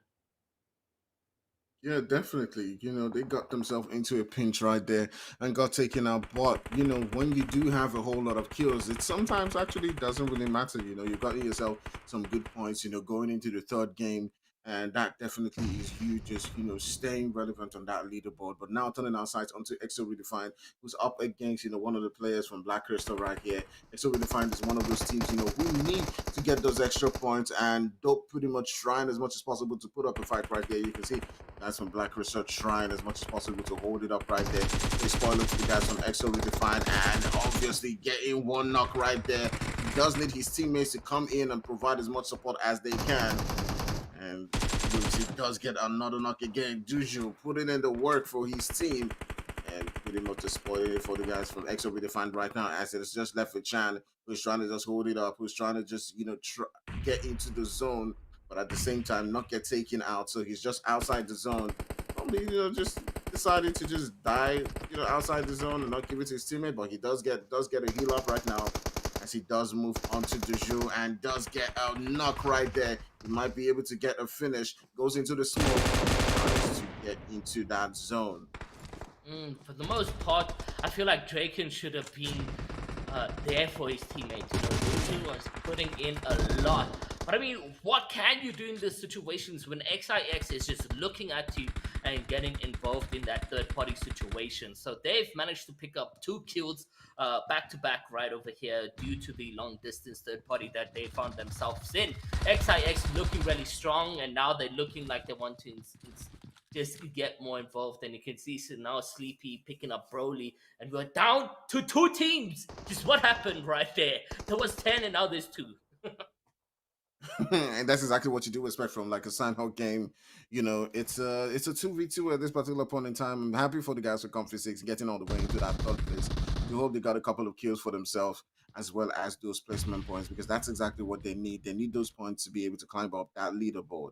And they've sort of done that today. They found themselves fighting all the way up. But now turning our sights onto Solo and XIX, it is John and Indiax against Sleepy and Metrics. And yeah, it would be curious to see how they do play this one. It does look like the guys from Solo may sort of have, an advantage, when it comes to the position right now. I do see Indiax has up against the guys from Sleepy, but it's all down to who does get, that knock and who's able to get that rotation. Beyond does look like he might need to get into the zone right now, and that may be just changing things because Sleepy does has have his side and does get that knock onto him, and it does look like this game is going to be going to the guys from XIX, and GG's to them getting the winner with the chicken dinner and those 6 kills. Oh man, for the team solo, they did get those placement points, but it's just one kill in the bag for them. And then you also do got a cartel making it all the way through to the end, even though they did find themselves in sticky situations along the rotation. So I'm happy, I'm really happy for these teams. They're showing up to the party today. They don't want to be, the talk of, oh, we are at the back of the lobby and we can't really do much. They are showing that, anything's possible. And yeah, it's Umzansi, man. Anything is physically impossible right here. Whoa, I saw a lot of teams there towards the lower part of that scoreboard. I mean, I saw the likes of Magicians coming through, 4KT coming through, in like 11th, 12th positions, going out pretty early on. So, I mean, it's obviously not the game that they would have wanted off of the bat of, that top 3 finish you saw on Erangel. But it does prove fantastic news there for the likes of, XIX, Solo, Comfy 6. Obviously, them picking up those points does mean that they should hopefully be finding themselves in a bit of a better position there on that overall leaderboard when we look at it at the end of today. But it's curious, hey? I mean, Sanhok, as we know it, it's always doing some crazy things, and close quarter combat's just absolutely amazing. I mean, Fire, from your side, what did you think about that? I just thought it was one of those games where different teams are just going on for the fights. It was a lovely Sanhok game. We did see the guys from 4KT, just pack on 10 kills. They had double digits, even if they went out in 11th position. So it was just teams, just fighting throughout. The Magicians went out early, but they got 6 kills. So it was just teams trying as much as possible to get into the fights, to get into the rhythm, and just going all out. And it was very lovely to see, and especially for the guys from Comfy 6 getting that third position and a couple of kills as well. So yeah, it was I just felt like it was a good balance between the teams who are usually the top dogs getting kills and going out early versus the teams who are on the bottom side of the table getting those placement points. It was just fair for everybody, I guess. Yeah, in anyone's game, it's a Sanhok. We know third Hmm. parties, fourth parties, fifth parties. It's just the name of the game when it comes to Sanhok because it's so tiny. And yeah, I mean, for the likes of 4KT as an example, they did go out early on, but they were able to pick up those kills. I think they were racking up. I know one player had 5, another had 3, and I think another one had 1. So they're going to pick up those points in terms of kill points, not necessarily the placements, but the kill points will be there. I don't know if that's going to be the case for everyone that we see today, but maybe it might be enough. Maybe it might be enough. Ira, from your side, I mean, Comfy 6 as well, getting really close to that top 3 finish. Solos in there as well, but XIX going away with that W. How do you think they managed to do it? Honestly, these teams needed it, and for the most part, I don't know how they did it. Especially Comfy 6, they were down to 2 men very early. We did see them squeezed up between C as well as Magicians and so forth. So it was interesting to see how they've managed to slither their way or across the map and get into that final position, placing top number 3. And then it was Solo against XIX, and for the most part, I was hoping that Solo would have clutched up because they, I feel, needed more than Sidemen, and it's crazy that that was the positions that we found ourselves in. I'm hoping for Infinite AF to sort of come back in Miramar because I always feel like if you do well in Erangel, you should do well in Miramar because it is large maps and large rotations that you now need to make. But for the most part, it's not the same map. It's just yeah, but the decisions are the same. So hopefully, Infinite AF, if they do find themselves in Miramar going into the rotations towards the end, hopefully we'll be able to see that over there. And yeah, but really, I'm really well surprised by the likes of 4KT as they managed to show us what it means to engage in combat in a vast different way. We usually see the smokes used up as cover, but this time around it was used up as a way to go through the smoke and fight these the teams that they had in their way, and they worked it through that. But finding himself against the wall with the zone and BC is just not going to work out. Yeah, it's also unfortunate for a few teams like Ultra Six, Natural Killers, and Fear, who we were hoping would do a little bit better this time around coming through to Sanhok. Give them a little bit more of an opportunity to pick up those points. Of course, our MVP coming through from G3 Tempo, which it's not too much of a surprise. I mean, picking up those 6 kills, doing the damage needed to get G3, up onto that scoreboard, which is fantastic for them. Yeah. It's interesting though to see how many different teams trickle through. I mean, I saw, obviously we mentioned the likes of 4KT picking up enough points. They picked up 10 kills in that one game, and they had 1 placement point. But because of that, they find themselves in that top 5 finish purely because of that 1 point kill, per kill score that we have going on. So it's not like they're inconsistent in terms of those top 5 finishes, because they're still there. Yeah. So consistency is very much key, especially if you're looking to climb that leaderboard as fast as possible. But for the time being, the second map has come to a close, and you know what that means. It means we're going to go to a very short break. When we come back, it's going to be Miramar, and we're going to be taking a look at that overall standings and how it has shifted from today's games. Of course, this is the last day of week 2 of Umzansi Season 4, so you want to make sure you stay in your seats. We'll be right back after this short break.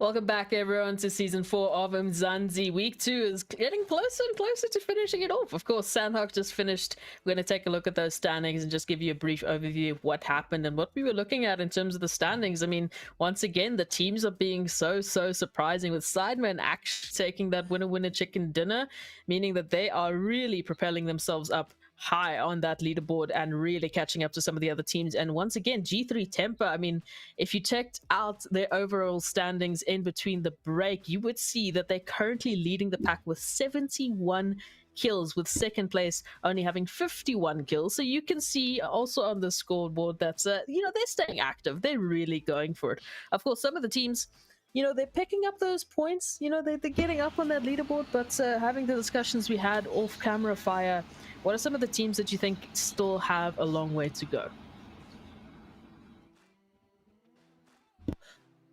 I can go in and let you know. So Ultra Six is one of the teams that I feel like can pick up their pace in terms of going into the gameplay. We haven't really seen too much from them, and then as well has a consistency sort of from Fear. Nothing has really happened with them this time around, and game 1 and game 2 just really haven't been in the scenes that we wish to have for them. So yeah, Ultra 6 Fear, and then maybe Comfy 6, but Comfy 6 did manage to clutch up game number 2, coming in third place with 2 of their members. So really, that was really good from them, and that's what was really exciting. And this maybe gives in a boost of confidence to those teams that are struggling quite a bit, like the Natural Killers, etc.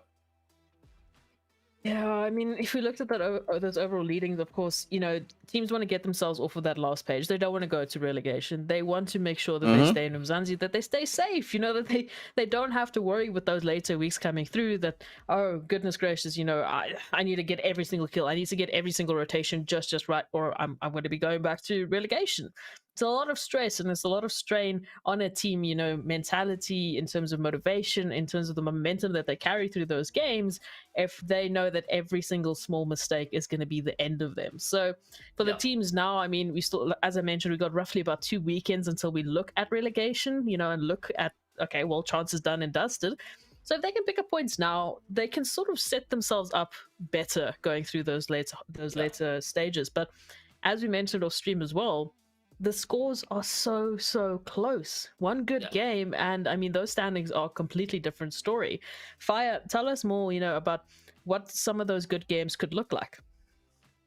Yeah, there are a couple of teams, who are sitting at the bottom point, and we did talk about some teams, sitting even all the way in 17th position. And if they get a good game, get a couple of kills, it could propel them all the way into the first page. So things are really close this season. Even if we still have the top guys, G3, 4K is still performing. We have some of the guys who are coming in from Umzansi, like KHK, Rila Insider, also adding to that mix. All of a sudden, it could be anyone's game. Be anyone's game at the end of the day. So for me, it's really lovely to see, the way things are, flowing this season. And I'm curious to see who actually does get those points, in this next match and, changes things up again. Yeah, of course, going to Miramar, I mean, it's a massive map, and now all of a sudden, coming through from Sanhok, it was a smaller, close quarter combat.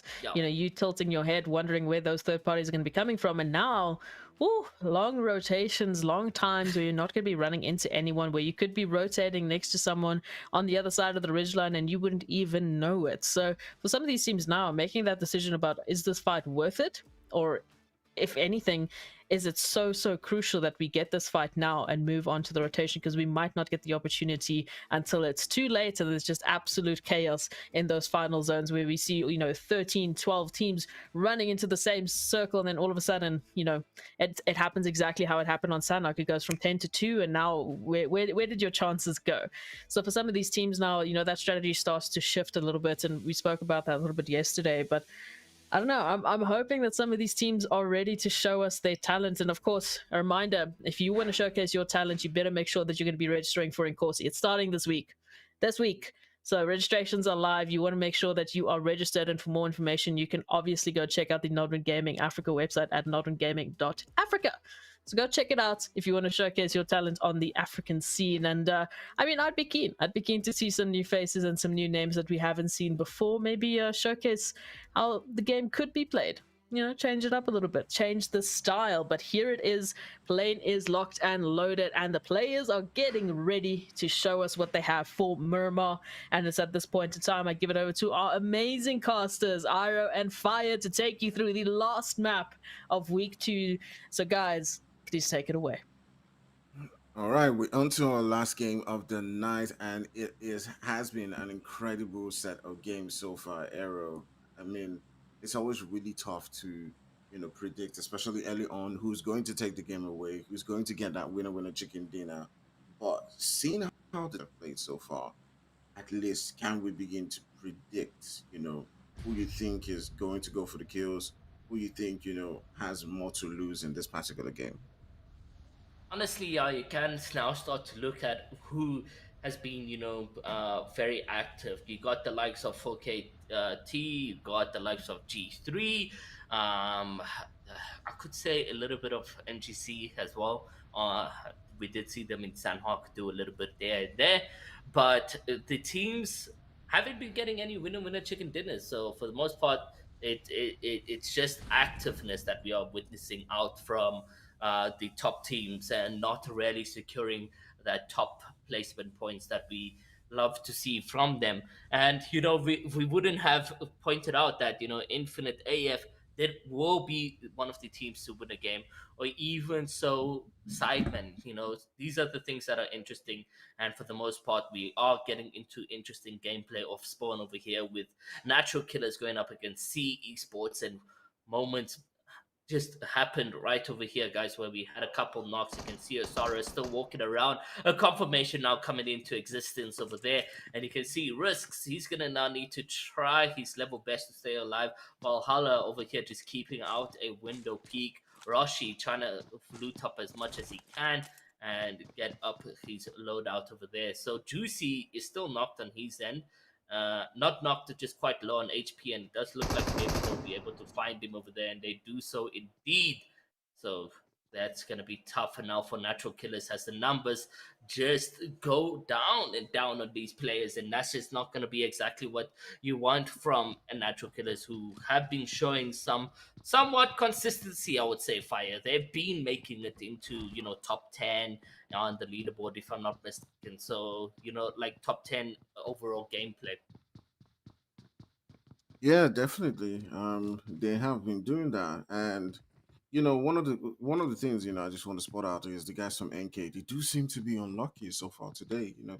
Just landing. In the previous game they landed with the guys from G3. In this game they're landing with CE Sports, and losing two players right there. It's just like they're just not having their day. They do need to be able to pick better spots. But turning our sights onto the guys from Solo, who came second in the previous game, and also with the guys from INF, who came, first in, the first game. There's a two guys who have picked up, a couple of points right here, but they're in buildings right now. They might not need to take on those shots.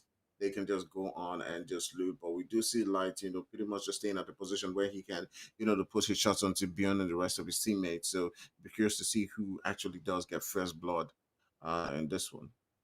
Yeah, no, and it all comes down to who has the most patience. For the most part, Miramar is not needing fast gameplay. You don't need to see the teams engage in combat immediately or spawn like we did with Sea at Natural Killers because of how huge these POIs are. You can see Solo take on the right, Infant take on the left, and there is so much loot off spawn that you guys can go in with full loadouts and even disengaging the situations. That is what is mostly like seen in Miramar because of how huge this map is. So we may just potentially see Infant and Solo not even fight, and that's probably the case over there.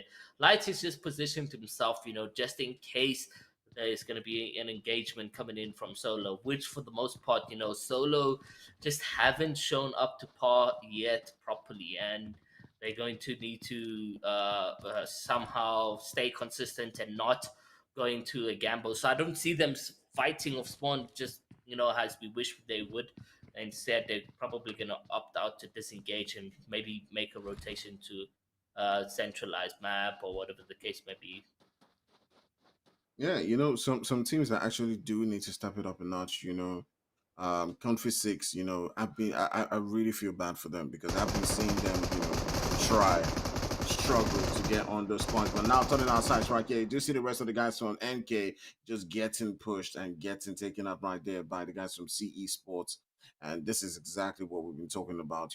NK is one of those teams, that just has been unlucky. They're really sitting in a dangerous position where they could get into the relegation zone at any particular point in time. So they do need to try as much as possible, coming into, next games to get those points. But they still do have one player, the Godseller, who has pretty much just gotten away from that spot. If he can grab, a good spot and get those placement points for his team, then that definitely would change things up. But turning our sights onto other guys, we got Infinity, we got Solo, who are sitting quite comfortably in that center. We got the guys from Comfy Six who are also in that center as well, and they do need something to happen like it did for Aatrox. You saw Aatrox got that winner chicken dinner, and that moved them all the way from the bottom spot of the table, onto the second page. And Yeah, that's exactly, the kind of move that, the guys from Comfy Six need. And yo, we do see them, just sitting in that spot. I do see Fear as well. I mean, Fear is not in too much danger. I do think that they are in the third page, yo, of no. the entire leaderboard, but they need to be careful because things could change any point in time. Exactly, like not what you mentioned with Aatrox. It's a good example there. Aatrox did get a winner chicken dinner, but this week they were just not there. They didn't show anything too much, so they did drop down a couple of placement points on that official leaderboard because of what the 3 days looked like this week. So a lot of these guys are picking up the pace, and for the most part, we are witnessing it in day number 3 with Sidemen, Infinity AF, trying to get as much as they can in the last day of week number 2, and that's really exciting. G3 today, they're not showing me who they are. They're not, yes, they are getting those kill points, but it's not always just the kill points that really show you. The points that you need in the Umzansi. I mean, if you look at KHK, they have 51 kills, and before this tournament, they were first by a mile because of their placement points. They really have been doing well with the placement points and as well as balancing out. I feel for the most part, if you have like a good ratio of placement to eliminations, then you are good. But for the most part, if it's just kills, kill, and you die in 8th, you die in 5th, you die in 7th, or whatever the case may be, like we are seeing from G3 today, it's not going to be enough. Yeah, I think they're actually doing okay. I think they're actually doing okay. I Yeah, mean, they're still yeah, sitting no, in that first. they first place, they first place, but I don't feel like they will stay first place if they continue on the rampage they're choosing to go on to. Like at some Yeah, point yeah, they're gonna be in a tough position, yeah. finding themselves always W keen. I mean, imagine if we had like the likes of Team Somalia here today, and if Mm-hmm. they were to run into them, or even if we do have a position of a G3 as well as 4KT, then that fight there is, I mean, it's gonna be hard to say who wins, but it's not gonna be easy, and that's what's gonna be happening. But now we can see excitement, just being the engage over here. They really want to fight. They're getting in those vehicles, but it's Cartel who Comfy Six who did well in game number 2. Find himself in a tough position right now. Has XIXR just trying to spread wide open over here and try get in as much eliminations. Pablo trying to get in a grenade over here, and for the most part, it does look like Crazy has been knocked, and Broly looking like he's on a smith of HP. Will he be able to get out of this position is the question over here. True trying to heal up. Broly has healed up. He's trying to run away. There's a grenade connecting now, and the HP is looking quite dramatic for the teams of Comfy. So let's see exactly what can happen right now with Chu just being alone. He's going to be absolutely beat, but it's going to trade down to Sadboy, and Sadboy almost out of this one. Where's the team to back him up? And there's Chu finally getting himself knocked down. However, Broly has healed up quite a bit, and they're going to get the revive. Sleepy pushing up into this one, not knowing that Broly's over here. He's trying to beam the players, but the smoke is just being tough over there, and they managed to do so exactly that. And there goes Comfy out of this one. And for the most part, it is a GG to Sidemen, as they tend to pick up things going up into day number 3. Game number 2 and 3 really showing up to par, really picking up their socks in the situations, and that's what we love to see. Yeah, definitely. GG to the guys from Sidemen, taking out the guys from Comfy 6. It's pretty much just keeping them in the same place. They go out quite early with no kill points at all and just get taken out of the game right there by Sidemen, who went out winners in the previous game, by the way, getting a couple of kills right there, just getting 4 extra kill points. And that's exactly what you need if you want to climb up on that leaderboard. And they're doing just that. They're showing that they can fight. They're showing that they're here and they're ready, to make their mark right here in the Umzansi. So yeah, it is what it is. Turning our sights onto the guys from Lag, who have been in a battle so far. They're up against the guys from Black Crystal. And this is another team that does need those points. They do need to get a couple of kills for the guys from Lag. Just holding the position up that mountain. You can see that Fantasy is trying as much as possible to put in that work onto the team from Black Crystal as they keep on popping the shots. They do lose that one player right there to the guys from Black Crystal, and Draken getting that heal on as he was down to pretty much what was 1 HP, and now beginning to look to make a decision. Are they going to rotate away from this particular spot? Because, they might be at a disadvantage to the guys from Lag Esports, who are all the way up on those mountains. Yeah, no, that's what Miramar is all about. Long distance fighting and mountains, climbing mountains and getting into a good position to actually beat the players over here. So let's see exactly what will be the play going into the next zone and so forth. For the most part, everyone seems to be safe. MGC pulling in those beautiful rotations, because I can tell you, they'll find themselves on the dead side of zone all the way into somehow center, guys. They know exactly how to work things for themselves, and they always make it really juicy. I always do enjoy how they rotate every single time. It's now time to pick up their skill when it comes to combat and show us exactly why they won the Nkosi, coming in first place over there in the leaderboard of Nkosi, all the way to Umzansi. And there's that zone formation now. So you got a C, natural killers, EXO Redefine, Lag, and Insiders, and all these players now need to start making those rotations. For the most part, look how separated Outcast and Hulk are going to find themselves in. This is going to put a pinch onto possibly Outcast, as we have XIX as well as MGC sort of putting them into a sandwich on Outcast, and Fear Hulk maybe it's just going to be the only solo player over there to sort of help out in terms of placement points. But I always find it, why these players do this, and I never get the answer. But if you can see exactly what I was talking about, where we're gonna get MGC on the players of here, Paradox, he's absolutely beamed down to a smither of HP, and now he needs to sort of find himself a safe haven to heal up, and he does so exactly, managing to get in a utility over there. Syntax, who is also a great fighter, hopefully we get to spectate over here. Outcast now trying to run away into a building of his over there, and now this is where maybe MGC can sort of pinch these players and get around this building. Fear King just not exactly in that, so maybe he can get in from the left side over here and beam Syntax if he's trying to get into the door over here. But got a grenade, he's ready for any throw into the windows, and for the most part it doesn't look like anyone's going to be on that window over there. Fear King on the other building, what is going to happen over here? Fire, take it away. Man, MGC is one of those teams, you do expect to start to get into this fight. You do expect to be taking teams out, and that's exactly what they're doing right here. We talked about how we've not seen them, get into the game as much as they did throughout the Inconsi last season, but definitely these are champions, by the way. Up there, Inconsi, while coming up against Chris right here, he's able to get that love here. MGC doesn't want to he's still doing it. He's able to get one knock, get 2 knocks. He might be able to get another knock right there, and ooh, they definitely need us now. coming in right Mm. there. And Hawk. Actually, the Hawk now coming into this one. He's actually left his position where he was trying as much as possible.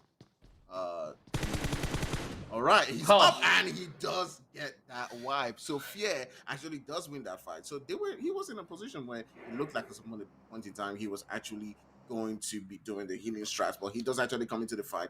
Courtesy of Chris getting those two knocks and turning the entire game on the guys from MGC. And this is exactly what you do need from both of these teams. If you yeah. want to get those points, you do need to get those fights. You do need to win your fights, and that's exactly what Fear did. They did lose one player. It looked like they were on the back foot for some time, but at the end of the day, Hawk just came in and got the finish for the team. GG's to the guys from Fear. Man.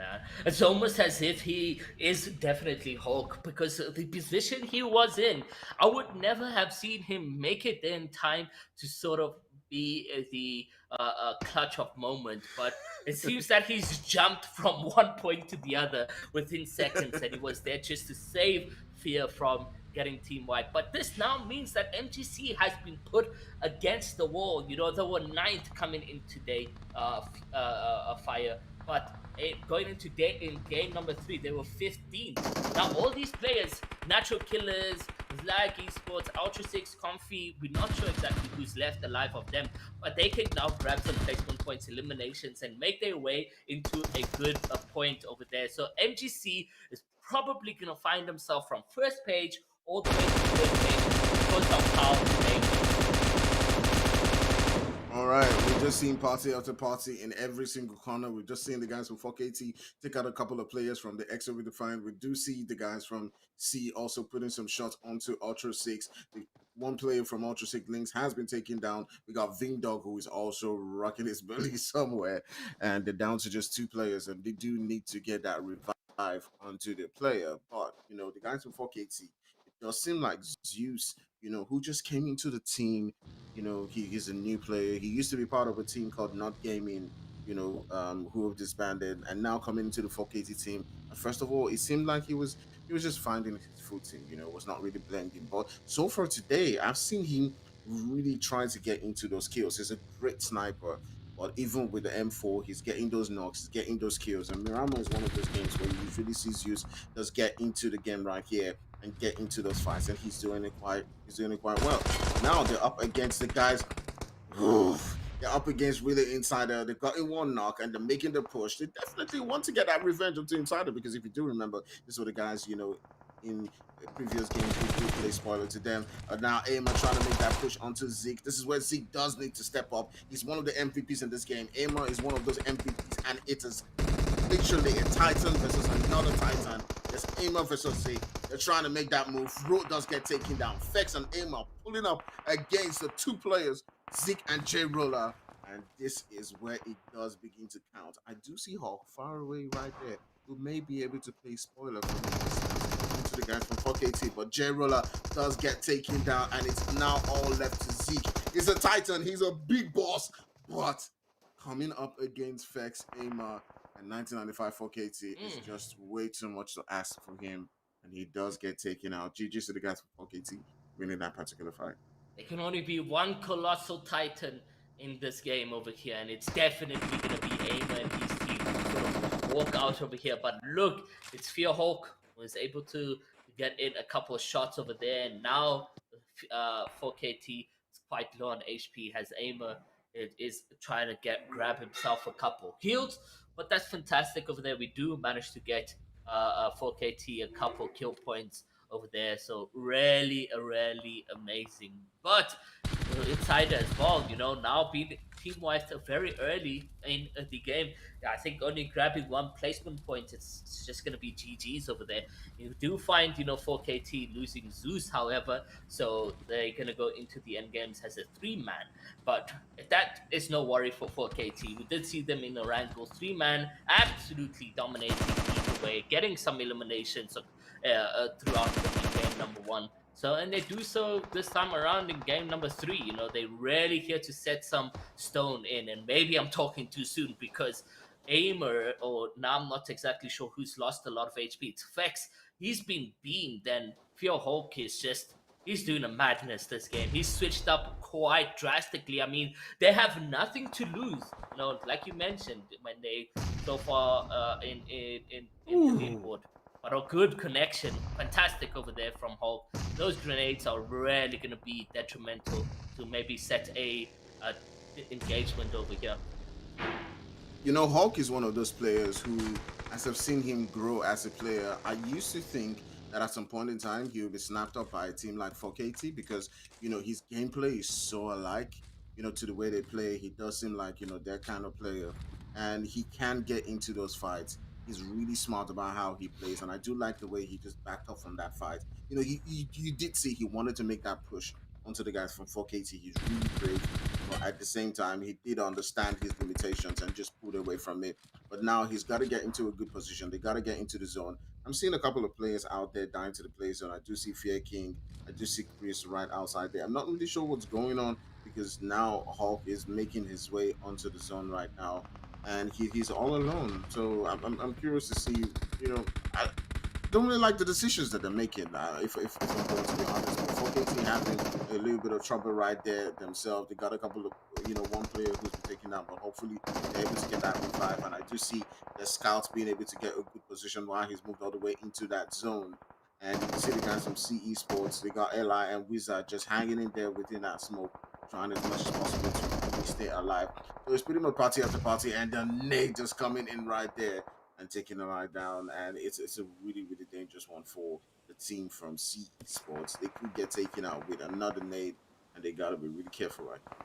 For the most part, Fear Hulk, unfortunately, guys, has been eliminated. He was running all over the map and found himself going against Solo, who they managed to pick up that kill over there. So, really, GG's. On the other hand, C Wizard and Eli just find themselves behind the vehicle. For the most part, doesn't look like it's too good for themselves as their knock comes into play for C. Eli, as he now needs to make a decision over here on what he can do as a solo Wizard. Wizard is trying to get in a elimination onto Exocritish, and he does so successfully. And now Wizard C is just gonna be alone over here. Can he pull a magic out of a hat? A magic out of a hat, a rabbit out of a hat over here as a solo. Doesn't look like it's possible as he will now get eliminated by a far distance actually from the window over there. Still got YT who haven't shown up to party in the day number 3 just yet. However, they find themselves with 2 kill points and maybe going to be picking up their third anytime now. Solo Ujiri is just honestly taking up a lot of the action from the distance, trying to get in some damage out through the smoke. Maybe you'll find 1 or 2 tags, but unfortunately not going to be able to connect anything. And they, for the most part, they are focusing onto Romeo. And Romeo, you can see, he's on the edge of zone right now, just hugging that blue zone, and we can wait and see to find out whether or not you will now need to make those rotations successfully. On the other hand, you got Infant now getting closer to Solo, and Solo, I'm liking their game 2, I'm liking their game 3, but no, Samurai goes down, Infant ammo goes down, and we may get a confirmation coming in anytime now as ammo has been dealt a couple shots. It's Light and Kato who now need to make the decision over here, but it does look like for the most part Solo don't want any more of any trouble as they look to disengage completely, get out of the situation, and it's now down to just a single individual over here who's now going to go up against Infant Kato and Light as they take out that player over there, and that's a GG wrap for them. But they still do have a couple of players alive who did manage to sneak their way out of this one. We do got YT who's alive over here, guys, so which we haven't really seen too much in the games that we have on board. 4KT so managing to walk around as a solo, grabbing some placement points because we are down to 6 players. But now 4KT, is running in the open as a solo there, and that's not going to be nice. But Solo is just picking up some eliminations onto Sleepy. Ooh, and Fex right there, getting a couple of knocks right there as he does get that elimination onto Sleepy. We are down to 5 teams, and 4KT do what they do best. As long as they got one man, it is still not over. And as long as they got Fex, that he can put in the work onto several different teams around him. As you can see right now, he's up against the guys from Young Thunder. And let's see how this one plays out between the 2 teams. He's got a bit of that zone. And it does get 2 knocks. And he's making that move right there. Is he gonna get the finish onto the guys from Young Thunder all on his own? He's up against just one man right now. As he's got that knocks, he gets that confirmed in this game, and he's able to take them out. This is exactly what you expect from the champions and Fex. Just as we're talking about it, we talked about him having the ability to take them on, coming in with that Kobe name, taking out two players from Young Thunder and going in for that finish, putting in that kill. You can say that he has the opportunity because he has the zone right now to actually even seal this game. Lag has got a three-man squad, and obviously I should be saying, hey, these are the guys who have the opportunity to win this game out. But down to three teams, up against a 4KC player who we've seen take out three players all on his own, you cannot rule them out. So it's INF who won the first game. It is Lag Esports who we do know how to fight, and it is 4KC. If these two teams do put in some damage onto themselves, it could entirely change the game. And maybe, just maybe, we might see Fex to snatch this game at the end of the day. So let's see how it goes. Oh man, it would be a story and a half for the teams and people to talk about for real. But I am sad to say, and for the most part, Sidemen are not here in the end games, which I would have loved to see. But Infin and them are really doing well. Kato is going to go down to the play zone.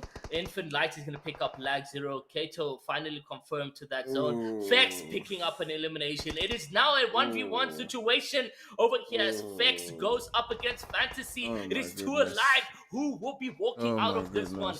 Fantasy really great on the weapon, but so is Fex. He's managed the 1v3. He's managed a team wipe on Infin right now.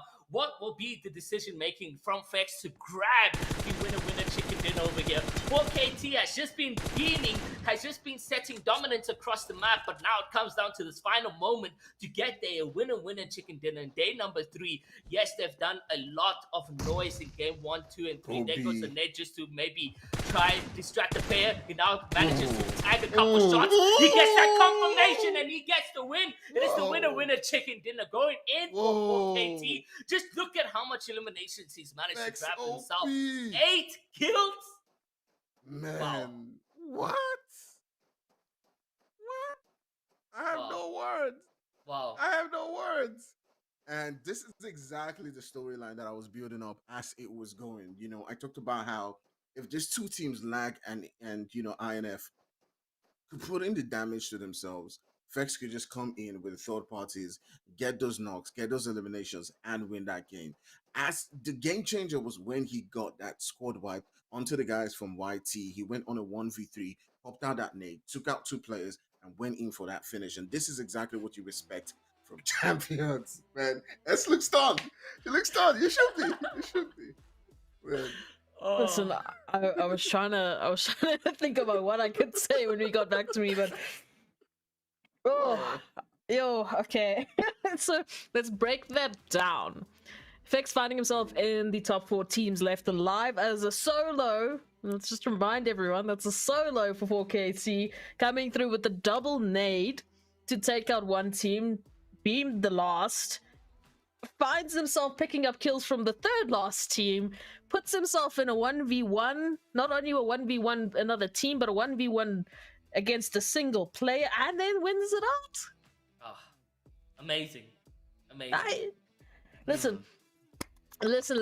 Week 2 has been the week of solo clutches. We've had Hates do something insane this weekend, and now Fex literally just one-upped that by going through and getting the solo dub as well. So, I mean, we've had 2 solo clutching dubs this week.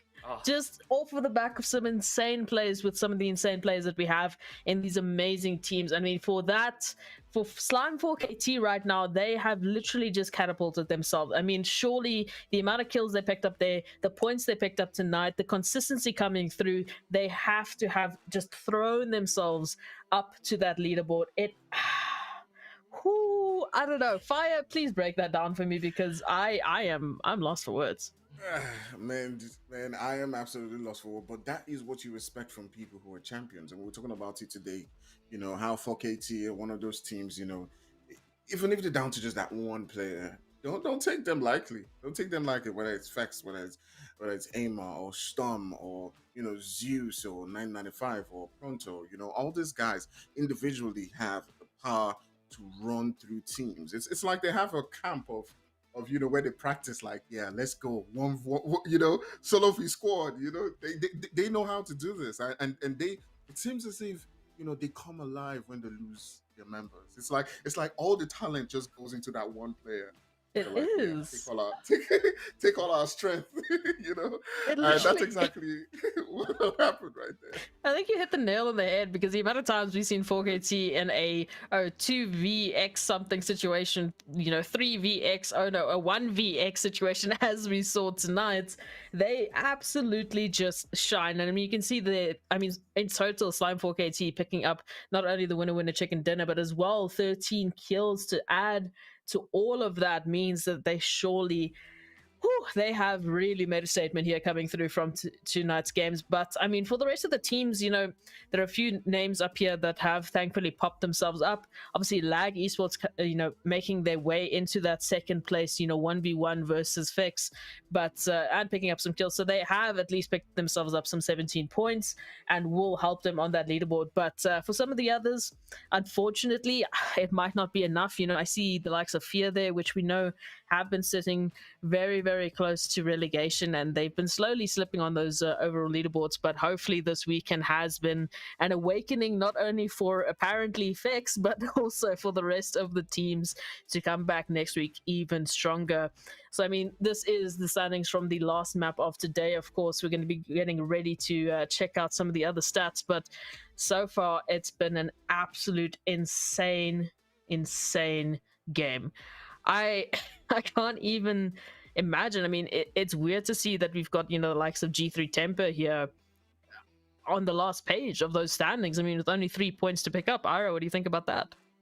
And for the most part, they don't have to worry too much about it. But I did mention this, in the early parts of this game. If they're going to be getting themselves into fights and so forth, they may just run into the wrong fight and will find themselves getting eliminated. That's the problem with being too aggressive and too confident, is that, oh, I think I can kill everyone, I'm just going to go and fight everyone, and you will get dethroned in the matter of that, and it's just going to be GG's. But for the most part, I don't think G3 need to worry too much, because they are first on the leaderboard after 3 games today and the second week, so they're going to find themselves really well. I don't know what 4KT means, though, what that game means for them, because they were 5th going into this third game over here. Maybe they pushed themselves up to 3rd. I don't know if it was enough points just to grab first place, but they've really set the pace of how to make such a great comeback in a single day, grabbing so many eliminations. And we can even see here just 8 alone on Fex, where they managed to do that. And there we go, all the way to second place. How can an individual team do that in a single day? 125 points. I'm so excited to see what 4KT, G3, and KHK continue to bring to the Umzansi, because it is literally the skill that we get to witness from them, and just a massacre of blood note that we have. But I'm really excited, man. Today was really, for me, I think the best we will probably see in the Umzansi. Maybe week 3 will be even better. Yeah, I do think this week has just absolutely, showcased some of the amazing solo talents that we see. I mean, now we currently have 5 teams within those triple digits points, running away from some of the other teams. Of course, picking up second place off of 1 day's worth of games, that really goes to show the effort that Slime 4KT came through with today. And we were worried about them. Sitting there in, I think it was 10th to 11th place. But here they come through, and I mean, as typical as Patchy would normally say, they're just waiting for that opportunity to make everyone just drop their jaws and showcase some insane plays. But some of the other teams also picking up, a little bit, getting closer to that scoreboard that they would want. I see the Magicians also coming through here to round off that top 16. And I mean, some of the other teams we saw throughout this week also, I mean, picking up those winner chicken dinners. We mentioned off stream that it's been a fairly, distributed game in terms of how many winner chicken dinners are going around. It's not as top heavy as it's been in previous seasons, which just goes to show how that level of competition has raised throughout the seasons, how these teams have not only improved, but how many new teams have popped up in the scene and have made sure to come out of the gates absolutely swinging and looking for those W's. So it's amazing to see some of these teams moving up. And I mean, as we go to that last page of the scoreboard, I have to remind you, these are some of the teams that are very much in danger of potentially getting relegated. So for some of these teams, you know, this is sort of the halfway marker. This is where you really need to basically put your foot down, go back and watch your VODs, review the mistakes that they've made, and hopefully come back in the next 2 weeks to just catapult them off of this page. Because if they're still here after the next 2 weeks, it's back to relegation. And where I did enjoy the last relegation promotion, I don't want to see anyone really relegated because all of these teams have been doing so well.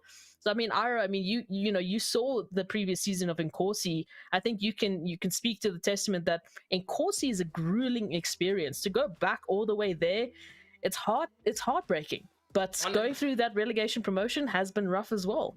Honestly, it is. I mean, if you go to Nkosi, it's one of the most, I feel, toughest things to go through because first and foremost, you need to play a single game, and then the top out of those single games then go into the 3 games of the evening, and it's almost near impossible to do it. And we did see consistencies from certain teams, but they showcase that talent even here today in the Umzansi.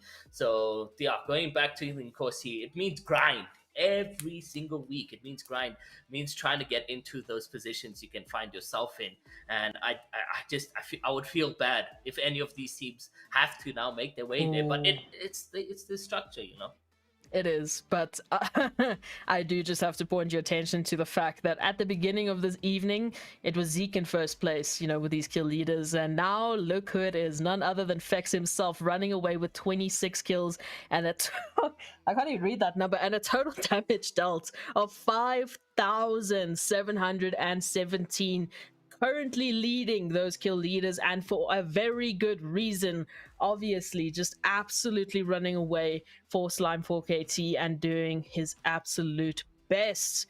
But it's great to see that our kill leaders, you know, are changing. It means that, you know, these teams are staying active. It means that the players themselves, obviously, if you've been watching this week, are absolutely cracked at what they do, and they have a very good reason for being here in Umzansi Season 4. It's because, man, they are really just some of the best we have in Africa. But I'm going to have to say that is it for week number 2 of Umzansi Season 4, week 2. And wow, it has been such a surprising set of events. We've had such an amazing set of games, and I think some really sick highlight reels. I mean, if you were any of the players that pulled off these insane clutches, you're going to be so happy to go back and clip that and be like, hey guys, look what I did this weekend. Look what I did. Definitely. We have to give a shout out to, of course, our casters for giving us the action and the joy in watching with you guys. And, of course, our production team for managing to capture all the action in the midst of all of that chaos. And, of course, if you want to know anything more about Nodwin Gaming Africa, then you best go check out the website at nodwingaming.africa. It has the social links, all the extra content, the leaderboards, everything and anything you could want to find out more about Nodwin Gaming Africa. But we're going to say goodnight. This has been Umzansi Season 4, week number 2, coming to a close. We'll see you guys next week, same time, same place, with a few different faces. Dr. Sid will be back to give us that Umzansi feeling once again, and it's going to be good to see all these teams come back even stronger next time. Till then, we'll see you then.